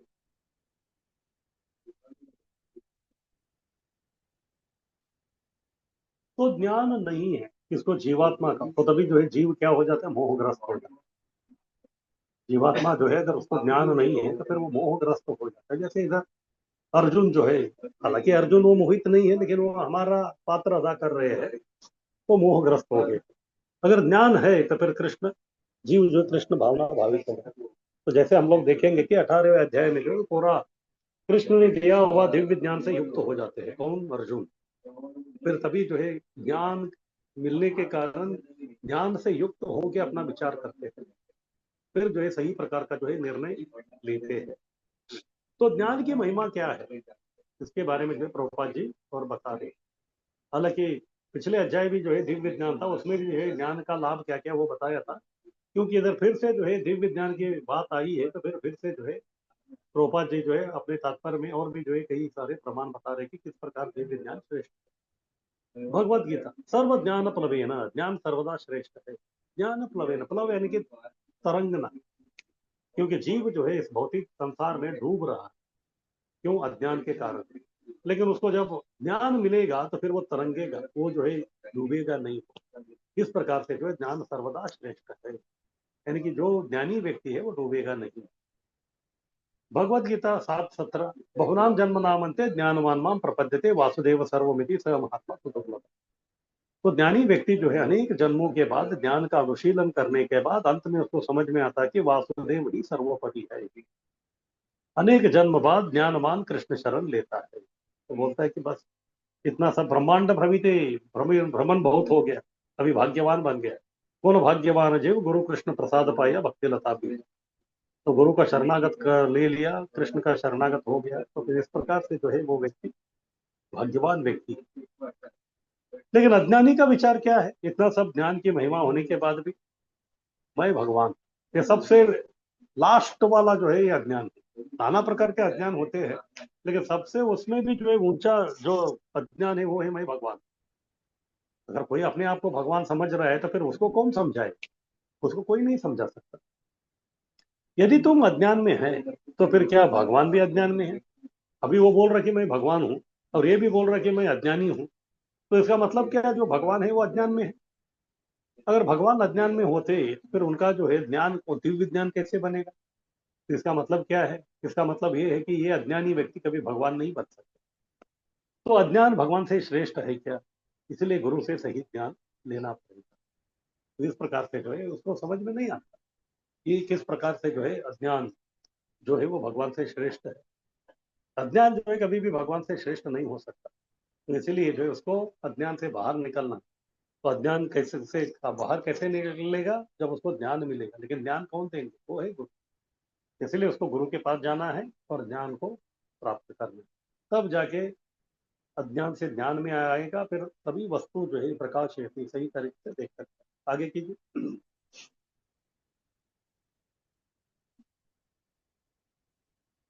तो सही ज्ञान क्या है?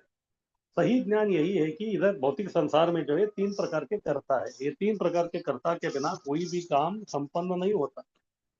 तो इधर कर्ता नंबर एक वो कौन है? जीव। अपनी इच्छा से कर्म करता है। ये श्रृंखला आरंभ हो गया जीव इच्छा करने से। जीव अपनी इच्छा करता है तो फिर उसके वजह से जो है कर्म आरंभ हो रहा है, कर्म। उसके बाद कर्ता नंबर दो यानी कि प्रकृति। जीव की किसी प्रकृति के तीन गुणों से होती है। तो जीव जो है जो भी प्रकृति के गुण को प्राप्त किया है तो उसके अनुसार जो उसको उस कार्य संपन्न करने के लिए उस प्रकार का जो है प्राप्त होती है। अगर ये व्यक्ति जो है प्रकृति के रजोगुण में है तो वो व्यक्ति रजोगुण का ही काम करेगा, तो फिर रजोगुण के सुविधाएं ही उसको मिलेंगी। या अगर कोई व्यक्ति सत्वगुणी है तो सत्वगुण का काम करेगा। सत्वगुण का काम करने के लिए उसको सत्व प्रकृति दी। अगर कोई तमोगुणी है तो उसको तमोगुण के काम करने के लिए भी तमोगुण के सुविधा ये जो है वो प्रकृति दी।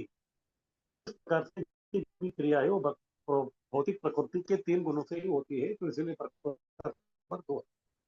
उसके बाद तीसरे कर्ता नंबर तीन यानी कि परमात्मा। प्रकृति जीव की इच्छा को परमात्मा की अनुमति से पूर्ण करती है।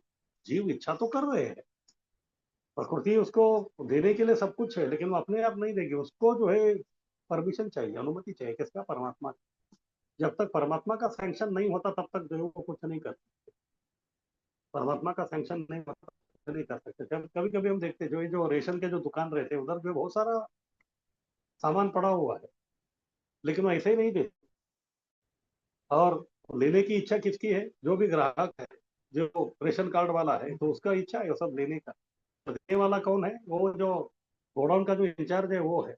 लेकिन अपने आप नहीं देगा जब तक गवर्नमेंट का अनुमति नहीं है। जिस दिन गवर्नमेंट का अनुमति आएगा कि हाँ इस महीने के लिए, अगस्त महीने के लिए जो है इनको 5 किलो शक्कर, 5 किलो गेहूं, 5 किलो चावल ये सब दे दो, तो फिर तभी वो हो। तो इस प्रकार से प्रकृति भी जो है जीव की इच्छा को परमात्मा की अनुमति से ही पूर्ण करती है। इसीलिए परमात्मा का है इस प्रकार से देखा जाए, क्योंकि अगर अनुमति ही नहीं देते तो काम नहीं होता। परमात्मा भी करता है। तो एक दृष्टि से देखा जाए तो तीनों करता है, जीव भी है, प्रकृति भी है और परमात्मा भी है। तो फिर प्रश्न उठता है कि असली करता है। इस ज्ञान से व्यक्ति मुक्ति पा सकता है। लेकिन कम से कम जब व्यक्ति को ये दिव्य ज्ञान मालूम होता है, यानी कि केवल मैं चाहने से कुछ होता नहीं, ये अगर व्यक्ति समझ गया तो फिर जो है बहुत सारे उसका जो जिंदगी की जो समस्या है वो दूर हो जाएगी। क्योंकि अभी उसको समझ में आ रहा है कि वो स्वामी ही है। कोई काम के लिए जो दूसरे किसी का अनुमति का जरूरत है, इतना ही ज्ञान जो है थोड़ा बहुत उसके आध्यात्मिक प्रगति के लिए अच्छा है। इसलिए ये तीन प्रकार का जो ये ज्ञान है ये व्यक्ति को मुक्त करा सकते हैं। तो निष्कर्ष क्या है? तो कृष्ण ने जो तीन कर्ता का जो बताया, तो इधर बोल रहे कि यह चक्र जीव की इच्छा से आरंभ होने के कारण तीनों में वही असली कर्ता। हालांकि कार्य संपन्न करने के लिए तीनों प्रकार के कर्ता है, लेकिन असली कर्ता जीव है। क्यों? ये कर्म का चक्र क्यों चालू हो रहा है? क्योंकि उसने इच्छा किया। कौन? जीव ने इच्छा किया, इसलिए प्रकृति को काम करना पड़ रहा है, भगवान को परमिशन देना पड़ रहा है। अगर इस प्रकार से जो है जीव इच्छा ही नहीं करता, जैसे जीव आध्यात्मिक जगत में रह के कुछ भौतिक इच्छा ही नहीं करता, तो भगवान को जो है भौतिक दुनिया बनाने का या भौतिक प्रकृति बनाने का जो है नौबत ही नहीं आती। जैसे अगर कोई राज्य में जो है कोई अपराधी ही नहीं है तो फिर सरकार को जो है जेल बनाने की कोई आवश्यकता नहीं। लेकिन अपराध है, अपराध करने का जो है इच्छुक लोग है, तो फिर इसके लिए बनाना पड़ता है। तो इस प्रकार से हालांकि ये चक्र जो है जीव की इच्छा से ही आरंभ हो रही है, तो इसलिए जो है तीनों में वही असली कारण। जैसे कोई कंपनी है, उधर एक मशीन है, तो मशीन जो है बहुत ही अच्छा ऑटोमेटिक सब कुछ जो है वो चल रहा है। और कौन लेके आया है? वो मालिक लेके आया। मालिक ने जो है बता दिया कि आज जो है इसको काम इसके ऊपर चालू करना है। ऑर्डर आ गया, आज जो है सुबह 8 बजे से ये नया मशीन जो है उसको आपको करना है, तो अनुमति आ गई।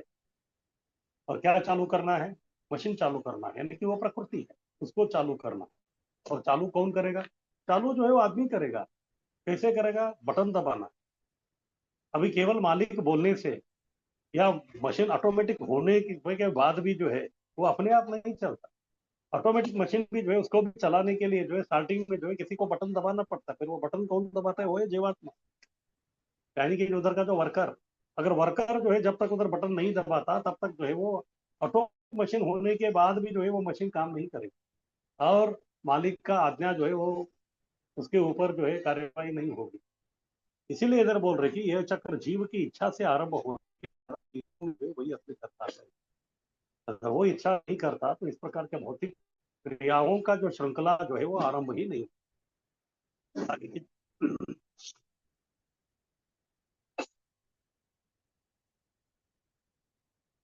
आगे 17 से 26 बता रहे कि योगी क्या करता है, यानी कर्म योगी क्या और क्या क्या लक्ष्य, इसके बारे में कृष्ण बता रहे। तो ठीक है, किसी का कुछ प्रश्न?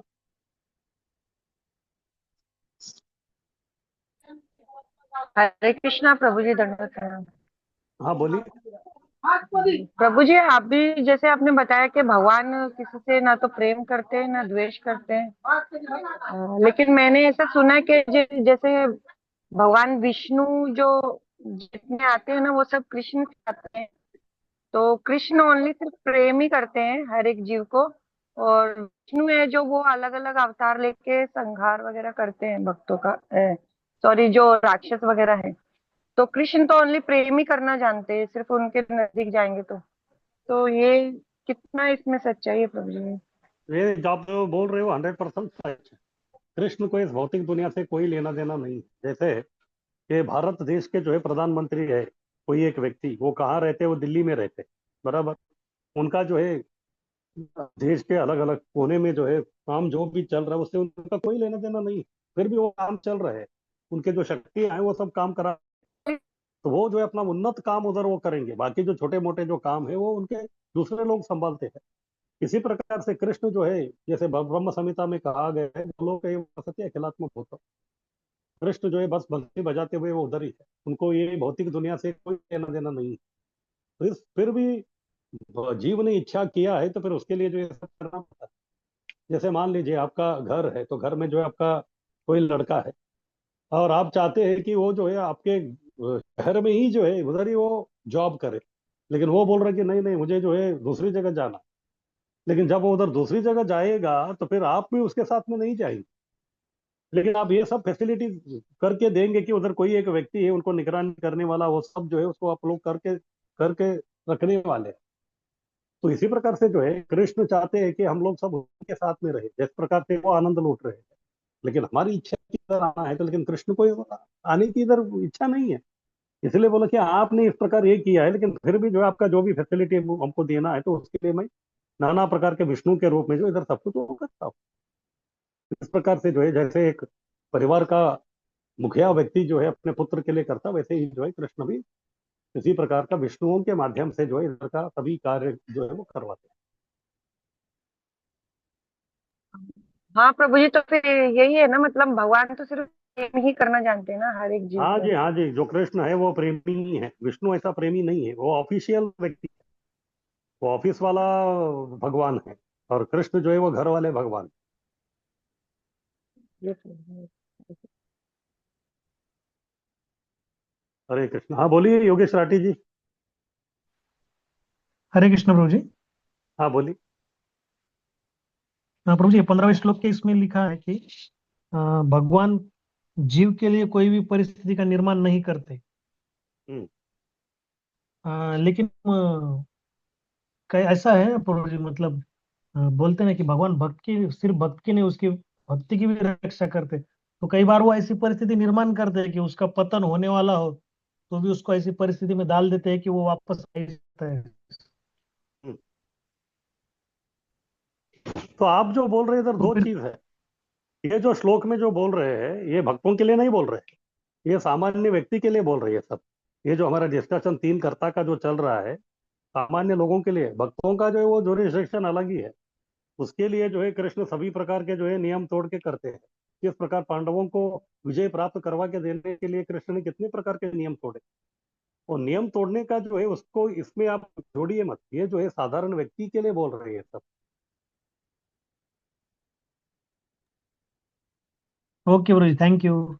क्योंकि भक्तों के लिए जो उनको जो करना है करेंगे, वो बस उसके लिए विशेष प्रकार का कानून भी लेके आ जाएंगे बस। लेकिन ये जो है नॉर्मल आदमी के बारे में जो है वो बोल रहे थे, क्योंकि अभी अर्जुन जो है नॉर्मल आदमी का पात्र अदा कर रहे हैं, तो उनको समझा रहे हैं।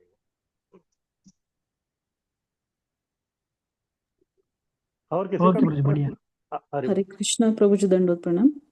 हाँ बोलिए। प्रभु जी, ये जीव जो है वो प्रकृति के तीन गुणों में मतलब रजोगुण,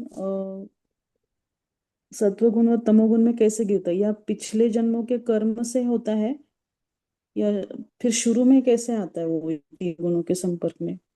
देखिए, जब पहले सबसे पहला जब व्यक्ति का पतन होता है, तो फिर वो विशुद्ध सत्व वाला व्यक्ति रहता है, फिर वो सत्व गुण में आता है। तो ऐसे अन्यत्र प्रोपा जी लिखते हैं कि सबसे पहले उसका इधर पतन होता है, तो फिर वो ब्रह्मा जी बनते हैं, वही एक ब्रह्मांड का। फिर उसके बाद जो उसका धीरे धीरे पतन होता है, तो फिर बाद में सत्व से रजो, रजो से तमो, इस प्रकार अलग अलग होता है। और उसका इस जन्म का जो भी स्वभाव है, सत्वगुण, रजोगुण, तमोगुण, उसका पिछले जन्म का जो भी वो कर्म है या स्वभाव है, उसके अनुसार ही वो बनता है इधर। और बाकी जब तक वो 80 लाख योनि में है मनुष्य का छोड़ के, तभी जो है उसमें परिवर्तन करने का कोई स्कोप नहीं उसको। केवल वो स्वभाव को या गुण को परिवर्तन करके गुणातीत बनने का जो है केवल 4 लाख जो मनुष्य का योनि है उसी में हो सकता है। तब जाके जो है अपना जो कर्म का जो दिशा है उसको वो बदल सकता है, फिर बाद में वो मुक्त भी हो सकता है। ठीक है प्रभु जी, थैंक यू। प्रभु जी, और हरि एक प्रश्न था कि हाँ। अब हमें जो कर्म फल प्राप्त होता है, तो वो हमारे पिछले जन्म के कर्म पर और अभी जो हम कार्य करने के लिए जो एफर्ट्स ले रहे हैं उस पर डिपेंड होता है। तो वो हमारे पिछले कर्म कितना परसेंटेज होता है, आप बता सकते हैं क्या कुछ? 100% पिछले जन्म का आपका जो है ना, उसके अनुसार ही आपको जो है इधर अभी शरीर मिला है, और उसके अनुसार वो प्रकृति के गुण को आपने प्राप्त किया है, और उसके अनुसार ही आपका स्वभाव बना है, उसके अनुसार आप काम कर रहे हैं। और इस जन्म में आप जो कर रहे हैं, तो वो जो है आपका अगले जीवन उस प्रकार का बनेगा। ये जो है पिछला आपका जो बैकलॉग है उसके हिसाब से ही बनता रहेगा। पर अब इस जन्म में हम कुछ चेंज करने के लिए जो प्रयास कर रहे हैं, तो वो प्रयास का कुछ महत्व है, नहीं है क्या? है ना, है ना, क्यों नहीं है? क्यों नहीं? आपको जो है बाहर निकलने का जो है बहुत सारा जो है स्कोप इधर मिल जाएगा। कृष्ण को जैसे जो भी अपराध करता है उसको जो है जेल में डाल देते हैं। मान लीजिए कोई अपराधी है, उसने कुछ अपराध किया है, तो उसको जो है 10 साल का सजा, बराबर। अगर उसने जो है जेल में रहते हुए जो बहुत ही अच्छा बर्ताव सब कुछ किया, तो फिर कभी कभी जो उसका जो ये है वो माफ भी हो जाता है। जो 10 साल का था वो 5 साल या 6 साल में उसको छोड़ सकते हैं, उसका अच्छा जो है बर्ताव को देख के। तो इसी प्रकार से जो जब आप भक्ति करना आरंभ करेंगे, तो फिर जो है आपका इधर से जो है बेड़ा पार करने का जो है वो श्रृंखला आरंभ हो जाता है। और कृष्ण को जो है हम लोगों को बाहर निकालने के लिए कोई बड़ी बात नहीं, वो तो कर सकते हैं, लेकिन हमारी इच्छा होना चाहिए। अब ऐसा है कि कृष्ण आके हमको बोलेंगे कि चलो मैं सबको लेके जाऊंगा, तो फिर वो नहीं होगा। जैसे तुकाराम महाराज को लेके जाने के लिए वैकुंठ से विमान आया, वो अपनी पत्नी को भी बोले आप आइए करके, लेकिन उनका कोई इच्छा नहीं था।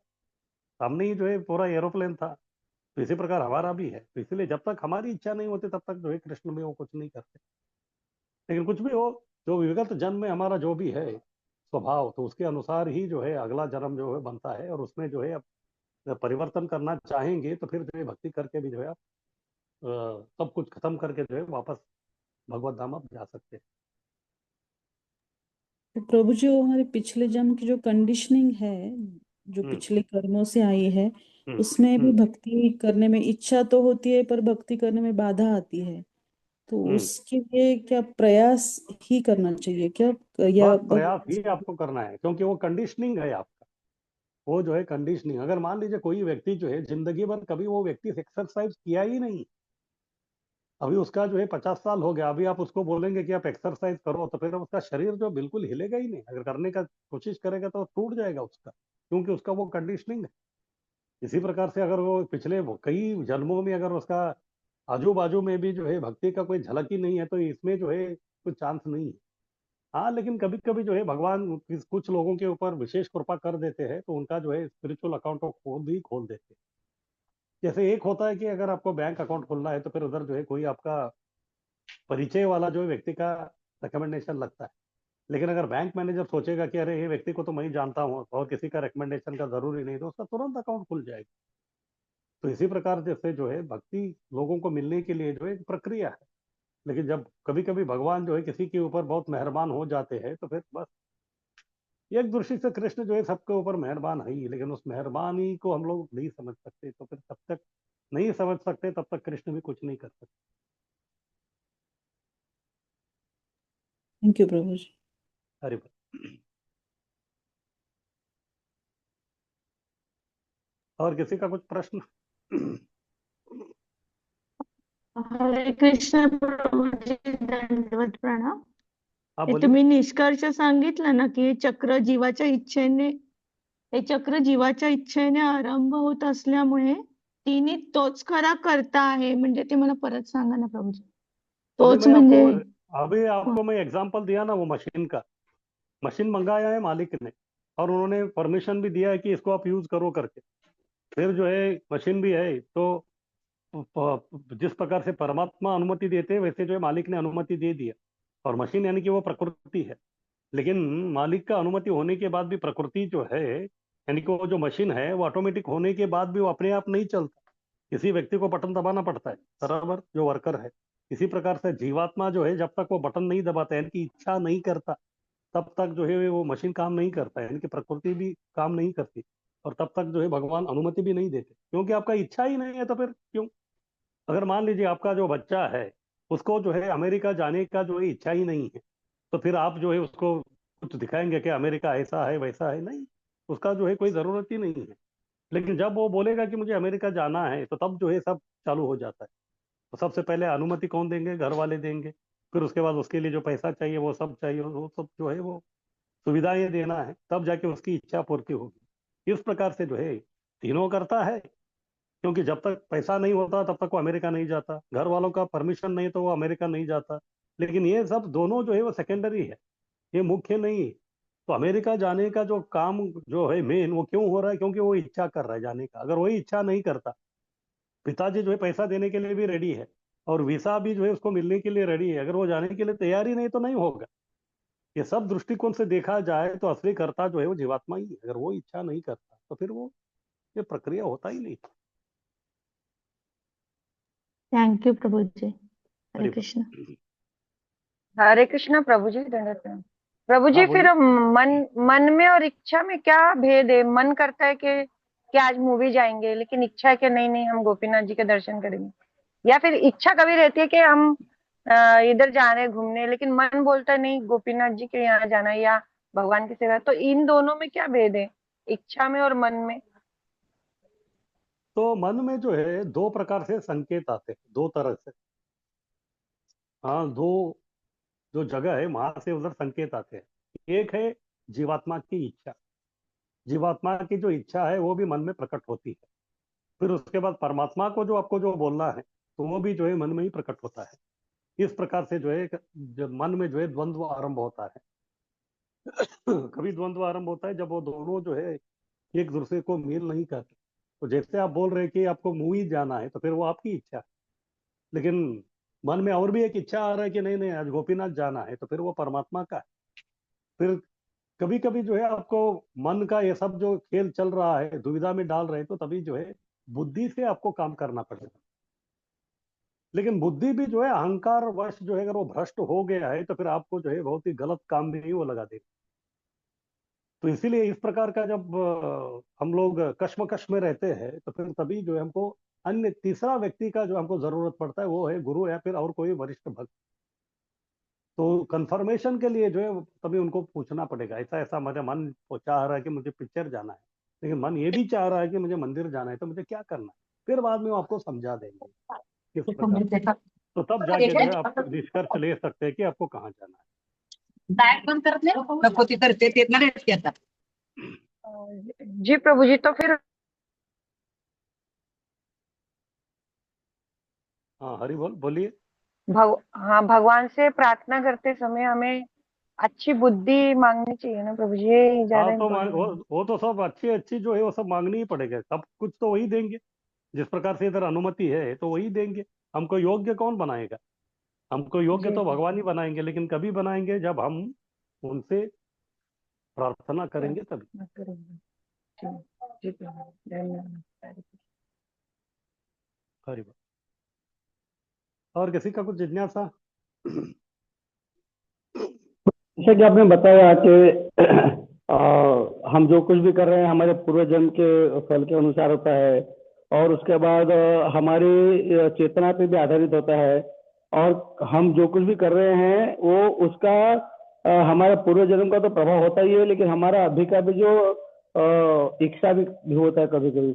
लेकिन कभी कभी ऐसा होता है कि हमारे सुकृति भी नहीं है, कुछ भी नहीं है, फिर भी अगर कोई प्रार्थना करता है, और लोग बोलते हैं कि प्रार्थना में बहुत शक्ति है, और भक्तों की प्रार्थना से आपको वो मिल सकता है जिसकी आपकी योग्यता ही नहीं है, तो फिर ये प्रार्थना से जो हमको प्राप्त होता है वो कैसे प्राप्त होता है? देखिए, ऐसा प्रार्थना सब जो है ना, ये सब भक्ति के कार्य है। ये आपके प्रकृति के 3 गुण से परे है। ये प्रकृति के इसमें जो है उसका ज्यूरिसडिक्शन में वो आते ही नहीं है। और जब ये इस प्रकार का दिव्यत्व के लेवल में जो है इस प्रकार से आप प्रार्थना करेंगे या सब कुछ जो करेंगे, तभी जो है ये भौतिक नियम जो है, कानून जो है वो लागू नहीं होते, जो नॉर्मली होते हैं वो।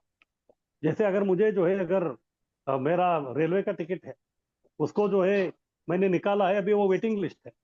अभी सामान्य रूप से देखा जाए तो फिर वो वेटिंग लिस्ट जो है, फिर वो आरएसी बनेगा, वो कंफर्म होगा, उसका कोई गारंटी नहीं है। लेकिन एक जो है वीआईपी कोटा है, अगर कोई वीआईपी कोटा में जो है मैंने अप्लाई कर दिया, तो वीआईपी की कृपा से जो है मेरा सीट कंफर्म हो जाएगा। और जो व्यक्ति मुझसे पहले जो है 15-20 दिन पहले जो व्यक्ति जो है टिकट बनाया है, तो उसको कंफर्म सीट नहीं मिलेगी। तो इस प्रकार से भी जो है भक्ति में वो होता रहता है, जैसे आप बोल रहे हैं। तो इस प्रकार से भक्ति जो है वो बहुत ही दिव्य है। वो किस प्रकार से किसको कभी उद्धार करेगा, उसका जो हम लोग कल्पना भी नहीं कर सकते। तो वो एक अलग चीज है। लेकिन अभी हम इधर जो चर्चा कर रहे हैं नॉर्मल है। नॉर्मल व्यक्ति का जो है किस प्रकार से वो होता है, उसको वो बता रहे हैं। फिर बाद में भक्ति में क्या होता है वो अभी आप हमको वो बताएंगे बाद में। 7वें अध्याय से जो 12वां अध्याय है वो भक्ति का सेक्शन है। अब ये पहला जो 6 अध्याय का जो सेक्शन है वो कर्म का है। तो इधर केवल कर्म करने से क्या क्या होता है उसके बारे में बोल रहे हैं। और जो आप भक्ति के जो विशेषताएं जो बोल रहे हैं वो कृष्ण बताएंगे 7वें अध्याय से 12वें अध्याय तक। तो उसमें जो उसके बारे में ज्यादा विस्तार से वो हमको बताने वाले हैं। धन्यवाद प्रभु जी, आपने सभी बिंदुओं को इतना स्पष्टता से किया है कि पहले सुनते हैं तो बहुत सारे प्रश्न आते हैं, लेकिन जैसे जैसे आप बोलते जाते हैं सारे प्रश्न धीरे धीरे एकदम छिन्न भिन्न होते जाते हैं। बस ये सब आपका परमात्मा का खेल है। परमात्मा का 3 काम है, मत स्मृति ज्ञानम अपोहनम। ज्ञान वही देते हैं बस। तो बस उनको शुक्रिया अदा कर दीजिए। हरे कृष्ण। धन्यवाद प्रभु जी। हरि बोल।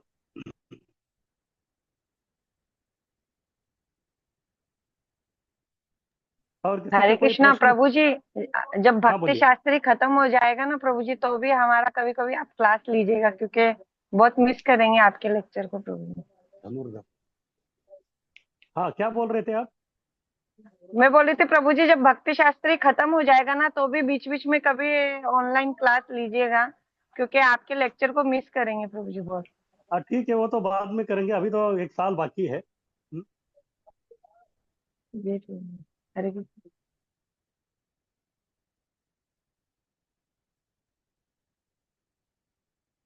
और किसी का कुछ प्रश्न? हरे कृष्णा प्रभु जी। हाँ बोलिए। प्रभु जी, आप जब सिखाते हैं, पढ़ाते हैं, तो ऐसे लगता है हाँ हाँ हमको याद हो गया, याद हो गया, हाँ। और बाद में प्रभु जी सब दिमाग से चला जाता है, ढूंढना पड़ता है। इतना अच्छा से आप बताते हैं कि हमको उस टाइम पे लगता है हाँ हाँ हमें ये पता है, हाँ हाँ याद हो गया। इसके लिए क्या करें प्रभु जी कि हमें याद रहे? उसके लिए जो है आपको बार बार जो है पढ़ाई करते रहना पड़ेगा। फिर जो भी आप पढ़े हैं तो उसको जो है दूसरों के सामने दोहराना पड़ेगा।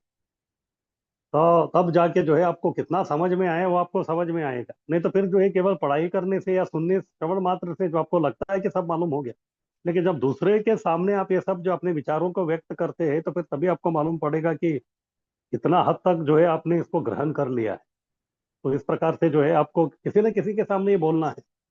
अगर कोई आपको नहीं मिला तो फिर दीवार के सामने, जैसे जो लोग जो है नाटक का जो डायलॉग है उसको रट्टा मारते हैं, तो वैसे आपको जो है वो सब करना चाहिए। उससे जो है आपका स्मरण शक्ति और याद रहने का जो है वो हो जाता है। तो इसलिए प्रभुपाद जी जो है प्रथम स्कंद के तात्पर्य में ही लिखते हैं, बोले तो ज्ञान जो है हमने कितना लिया है वो मतलब नहीं है। एसिमिलेशन बोलते हैं प्रभुपाद जी, यानी कि मैंने कितना खाया है वो इंपॉर्टेंट नहीं है। लेकिन जितना मैं हजम कर सका हूँ तो उतना ही मुझे मेरा काम आएगा। तो इसलिए हमको समझना है कि अभी मैं कितना हजम किया हूँ। फिर बाद में जो है अगर आपका कैपेसिटी बढ़ता जाएगा तो फिर जो है आपका हजम करने का या सुनने का या समझने का जो है वो कैपेसिटी भी बढ़ते जाएगी।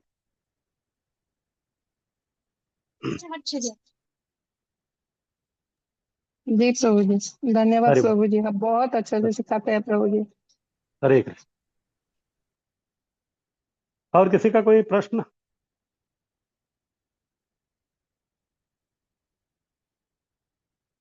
तो ठीक है, हम लोग आगे बढ़ते हैं। तो अभी आगे बता रहे हैं कि अभी योगी क्या करता है। अभी कृष्ण अर्जुन को समझ में आ गया कि असलियत में जो है वही करता है। अभी वो जो काम करेगा वो उसकी इच्छा के अनुरूप है। अगर वो इच्छा करेगा कि मुझे युद्ध नहीं करना है तो फिर वो युद्ध से पलायन करेगा, तो उसका जिम्मेदार कृष्ण नहीं रहेगा, उसका जिम्मेदार वही खुद रहेगा। या फिर अगर वो जो है कृष्ण की बात मान के जो कृष्ण के लिए जो अगर युद्ध करेगा तो उसके लिए जो श्रेय मिलेगा तो उसका भी जिम्मेदार वही रहेगा। तो इस प्रकार से आप जो करेंगे काम, तो उसके हिसाब से जो है आपको जो है वो फल आपको मिलेगा। हालांकि भगवान और प्रकृति हमको सुविधा देंगे, लेकिन अंत में जो है असली कारक या कर्ता हम ही हैं। तो इसीलिए अभी बता रहे हैं कि अभी योगी क्या करता है। इस प्रकार का जो कर्म योगी यानी कि करता तो वही है, तो फिर भक्ति में जो करता है यानी कि जो कर्म योगी है तो वो क्या करता है, यानी कि भक्ति कर्म योगी के लक्षण क्या है, तो उसके बारे में भी कृष्ण और बता रहे हैं। आगे कीजिए।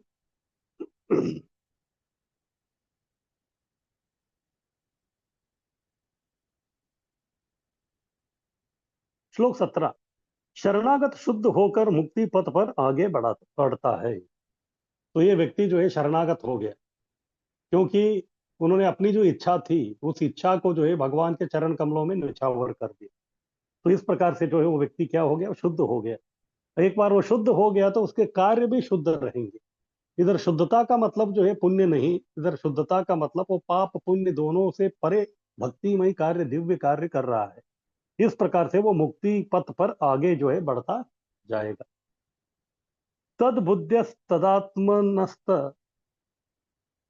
निष्ठा तत्परायण गच्छन्त्य पुनरावृत्तिम ज्ञान निर्धूत कल्मश।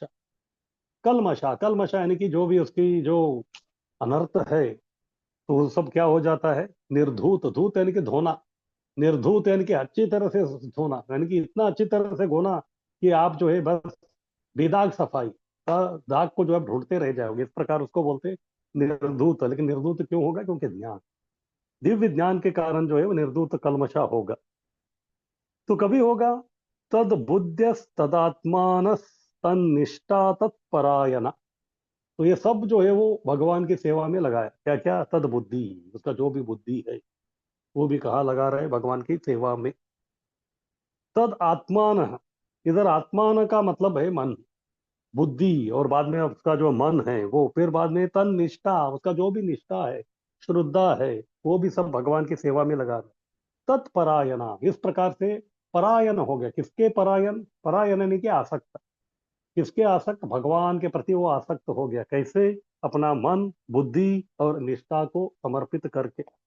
इस प्रकार जो व्यक्ति आसक्त हो जाता है भगवान के प्रति, उसका क्या होता है, गच्छन्ति अपुनरावृत्ति। वो व्यक्ति गच्छन यानी कि वो जाता है कहाँ, अपुनरावृत्ति। पुनरावृत्ति यानी कि फिर से जन्म मृत्यु का चक्र। अपुनरावृत्ति यानी कि जन्म मृत्यु के चक्कर से वो व्यक्ति बाहर निकल जाएगा। क्यों, ज्ञान निर्धूत कल्मषा, क्योंकि उसको दिव्य ज्ञान प्राप्त हुआ है। उस दिव्य ज्ञान के बलबूते पे उसके जितने भी जो कल्मश यानी कि जो अनर्थ है वो निर्धूत यानी कि पूरा अच्छी तरह से जो है वो पूरा कल्मश जो है पूरा साफ हो गए हैं। इस प्रकार से वो व्यक्ति शरणागत होने के कारण अति शुद्ध होगा और मुक्ति के पथ पर अग्रसर होके इस भौतिक संसार के चक्र से वो व्यक्ति मुक्त हो जाता है। आगे कीजिए।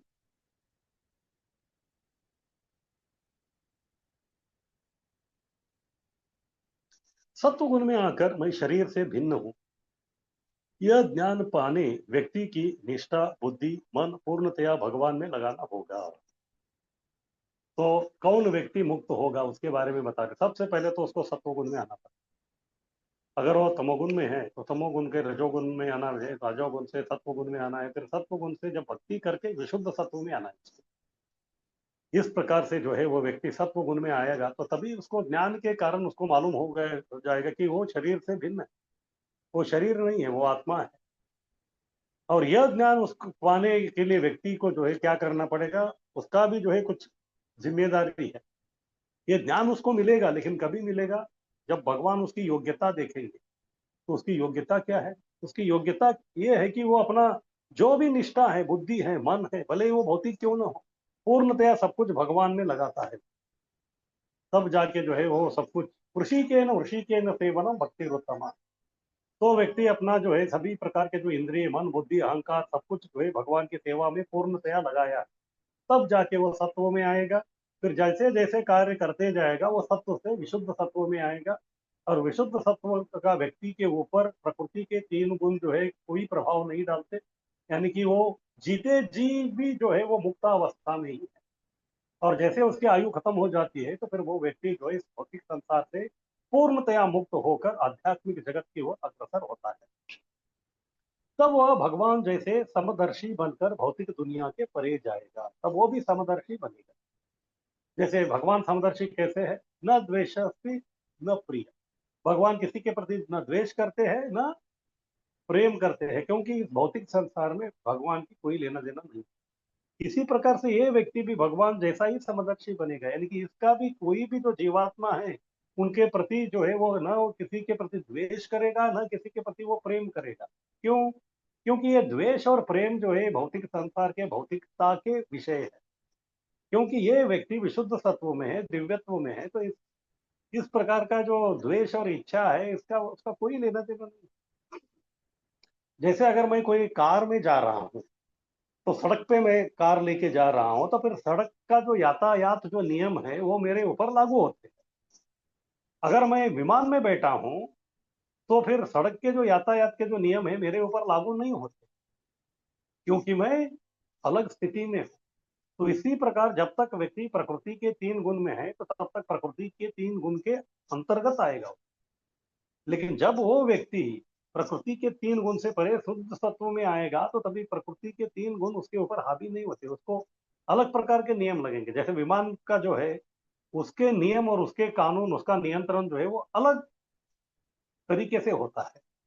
तो इस प्रकार से वह भगवान जैसे समदर्शी बनकर भौतिक दुनिया के परे जाए। भौतिक दुनिया का कोई भी नियम उसके ऊपर लागू नहीं होते, क्योंकि वो इस भौतिक दुनिया के स्तर पे है ही नहीं। आगे कीजिए। आगे 18 से 22 जो आत्म साक्षात्कारी है व्यक्ति है, यानी कि वही कर्म योगी, तो उसका दृष्टिकोण क्या है? इतना सब सुनाने के बाद अभी कृष्ण को लग रहा है कि अर्जुन का जो प्रश्न था उसमें जो उसको अभी समझ में आ गया है कि उसको कर्म योगी ही बनना है, निष्काम कर्म योगी बनना है, यानी कि उनको युद्ध करना ही है कृष्ण की संतुष्टि के लिए। तो इसीलिए उस प्रकार का जो व्यक्ति कर्म योगी है, या फिर वो व्यक्ति कर्म योगी इसीलिए बना है क्योंकि वो समझ रहा है कि वो शरीर नहीं, वो आत्मा है। इस प्रकार का वो जो आत्म साक्षात्कारी व्यक्ति जो आत्मा के स्तर पे जो काम करता है, कि उसका दृष्टिकोण क्या है, उसका दृष्टि क्या है, इस संसार को कैसे देखता है, के बारे में भी कृष्ण बता रहे हैं 18 से 22वां श्लोक तक। आगे कीजिए। श्लोक 18, वो व्यक्ति समदर्शी है। जैसे पिछले श्लोक में उन्होंने बताया कि जैसे ही वो व्यक्ति जो है विशुद्ध सत्व गुण में आता है तो फिर वो समदर्शी बन जाता है, क्योंकि वो आत्मा के स्तर पे विचार कर रहा है। जब व्यक्ति आत्मा के स्तर पे है तो फिर वो जो है वो ये भौतिक शरीर से उसका कोई सरोकार नहीं, कोई लेना देना नहीं। जैसे अगर कोई व्यक्ति अमेरिका में रह रहा है तो अगर भूकंप जो है चाइना में हो गया तो उसका उसका कोई लेना देना नहीं है, क्योंकि चाइना से उसका कोई लेना देना ही नहीं। इसी प्रकार से जब व्यक्ति आध्यात्मिक लेवल में है तो फिर भौतिक काल में जो हो रहा है उससे उसका कोई लेना देना नहीं। इस प्रकार से ये व्यक्ति भगवान जैसे ही समदर्शी बनते हैं। कैसे? विद्या विनय संपन्ने ब्राह्मणे गविहस्तिनी शुनि चैव शोपाके च पंडिता समदर्शन।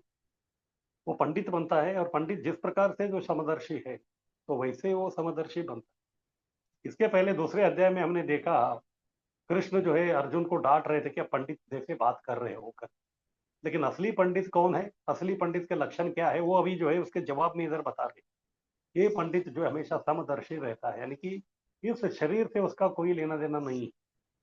और ये कौन है पंडित? पंडित जो वो व्यक्ति है उसके पास विद्या है, लेकिन केवल विद्या से जो है उसका काम नहीं चलेगा। विद्या के साथ साथ जो है और एक गुण उसमें होना चाहिए, तब जाके वो व्यक्ति संपन्न होता है। अन्यथा उस व्यक्ति को, तो विद्यावान व्यक्ति जो है वो संपन्न नहीं होता। तो विद्यावान व्यक्ति संपन्न कभी होता है, कृष्ण बता रहे हैं, विद्या विनय संपन्न। तो इसलिए सुभाषित कहता है कि विद्या विनय न शोभते ही। जैसे हम भी देखते हैं, जैसे अगर कोई व्यक्ति कॉलेज में है तो कॉलेज में जो है वो इतिहास पढ़ रहे समझिए, और इतिहास पढ़ाने के 4 अलग अलग जो है प्रोफेसर है। एक प्रोफेसर जो है बहुत ही होशियार है, लेकिन वो जो है हमेशा डांटता रहता है, विनय उसके पास है ही नहीं। और दूसरा जो है उसके पास उतना ज्ञान नहीं है, लेकिन जो है वो विनय है। तो फिर सामान्यतः लोग किसके पास जाएंगे?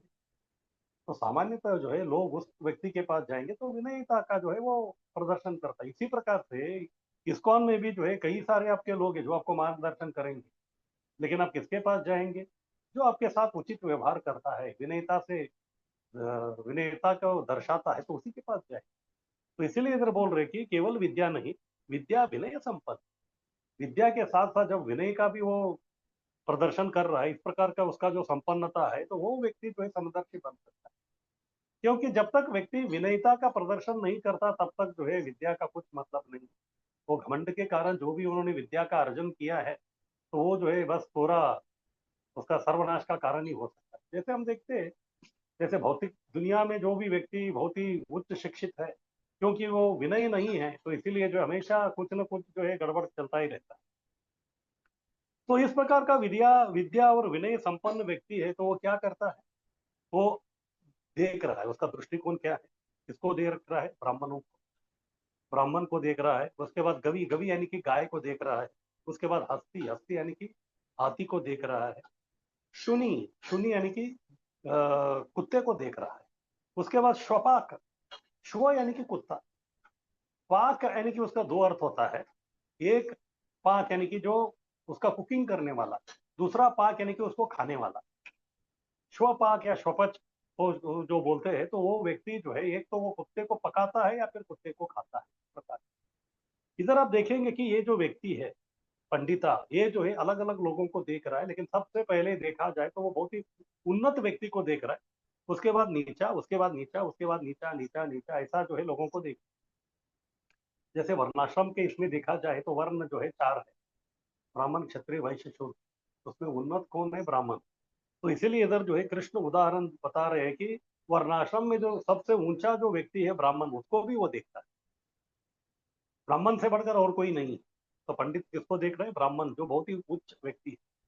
तो हो गया, ठीक है, ये हो गया मनुष्य कुल वाला, यानी कि मनुष्य योनि का श्रेष्ठ व्यक्ति। तो फिर बाद में जो है प्राणी लोक का जो श्रेष्ठ जो प्राणी है, तो वो कौन है? वो है गवि, यानी कि गाय।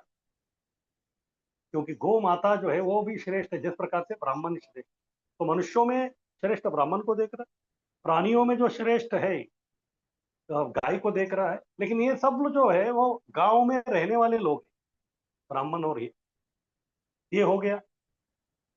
फिर उसके बाद जो जंगल में रहने वाले जो प्राणी हैं, तो उसमें जो है बहुत बड़ा कौन है? हाथी।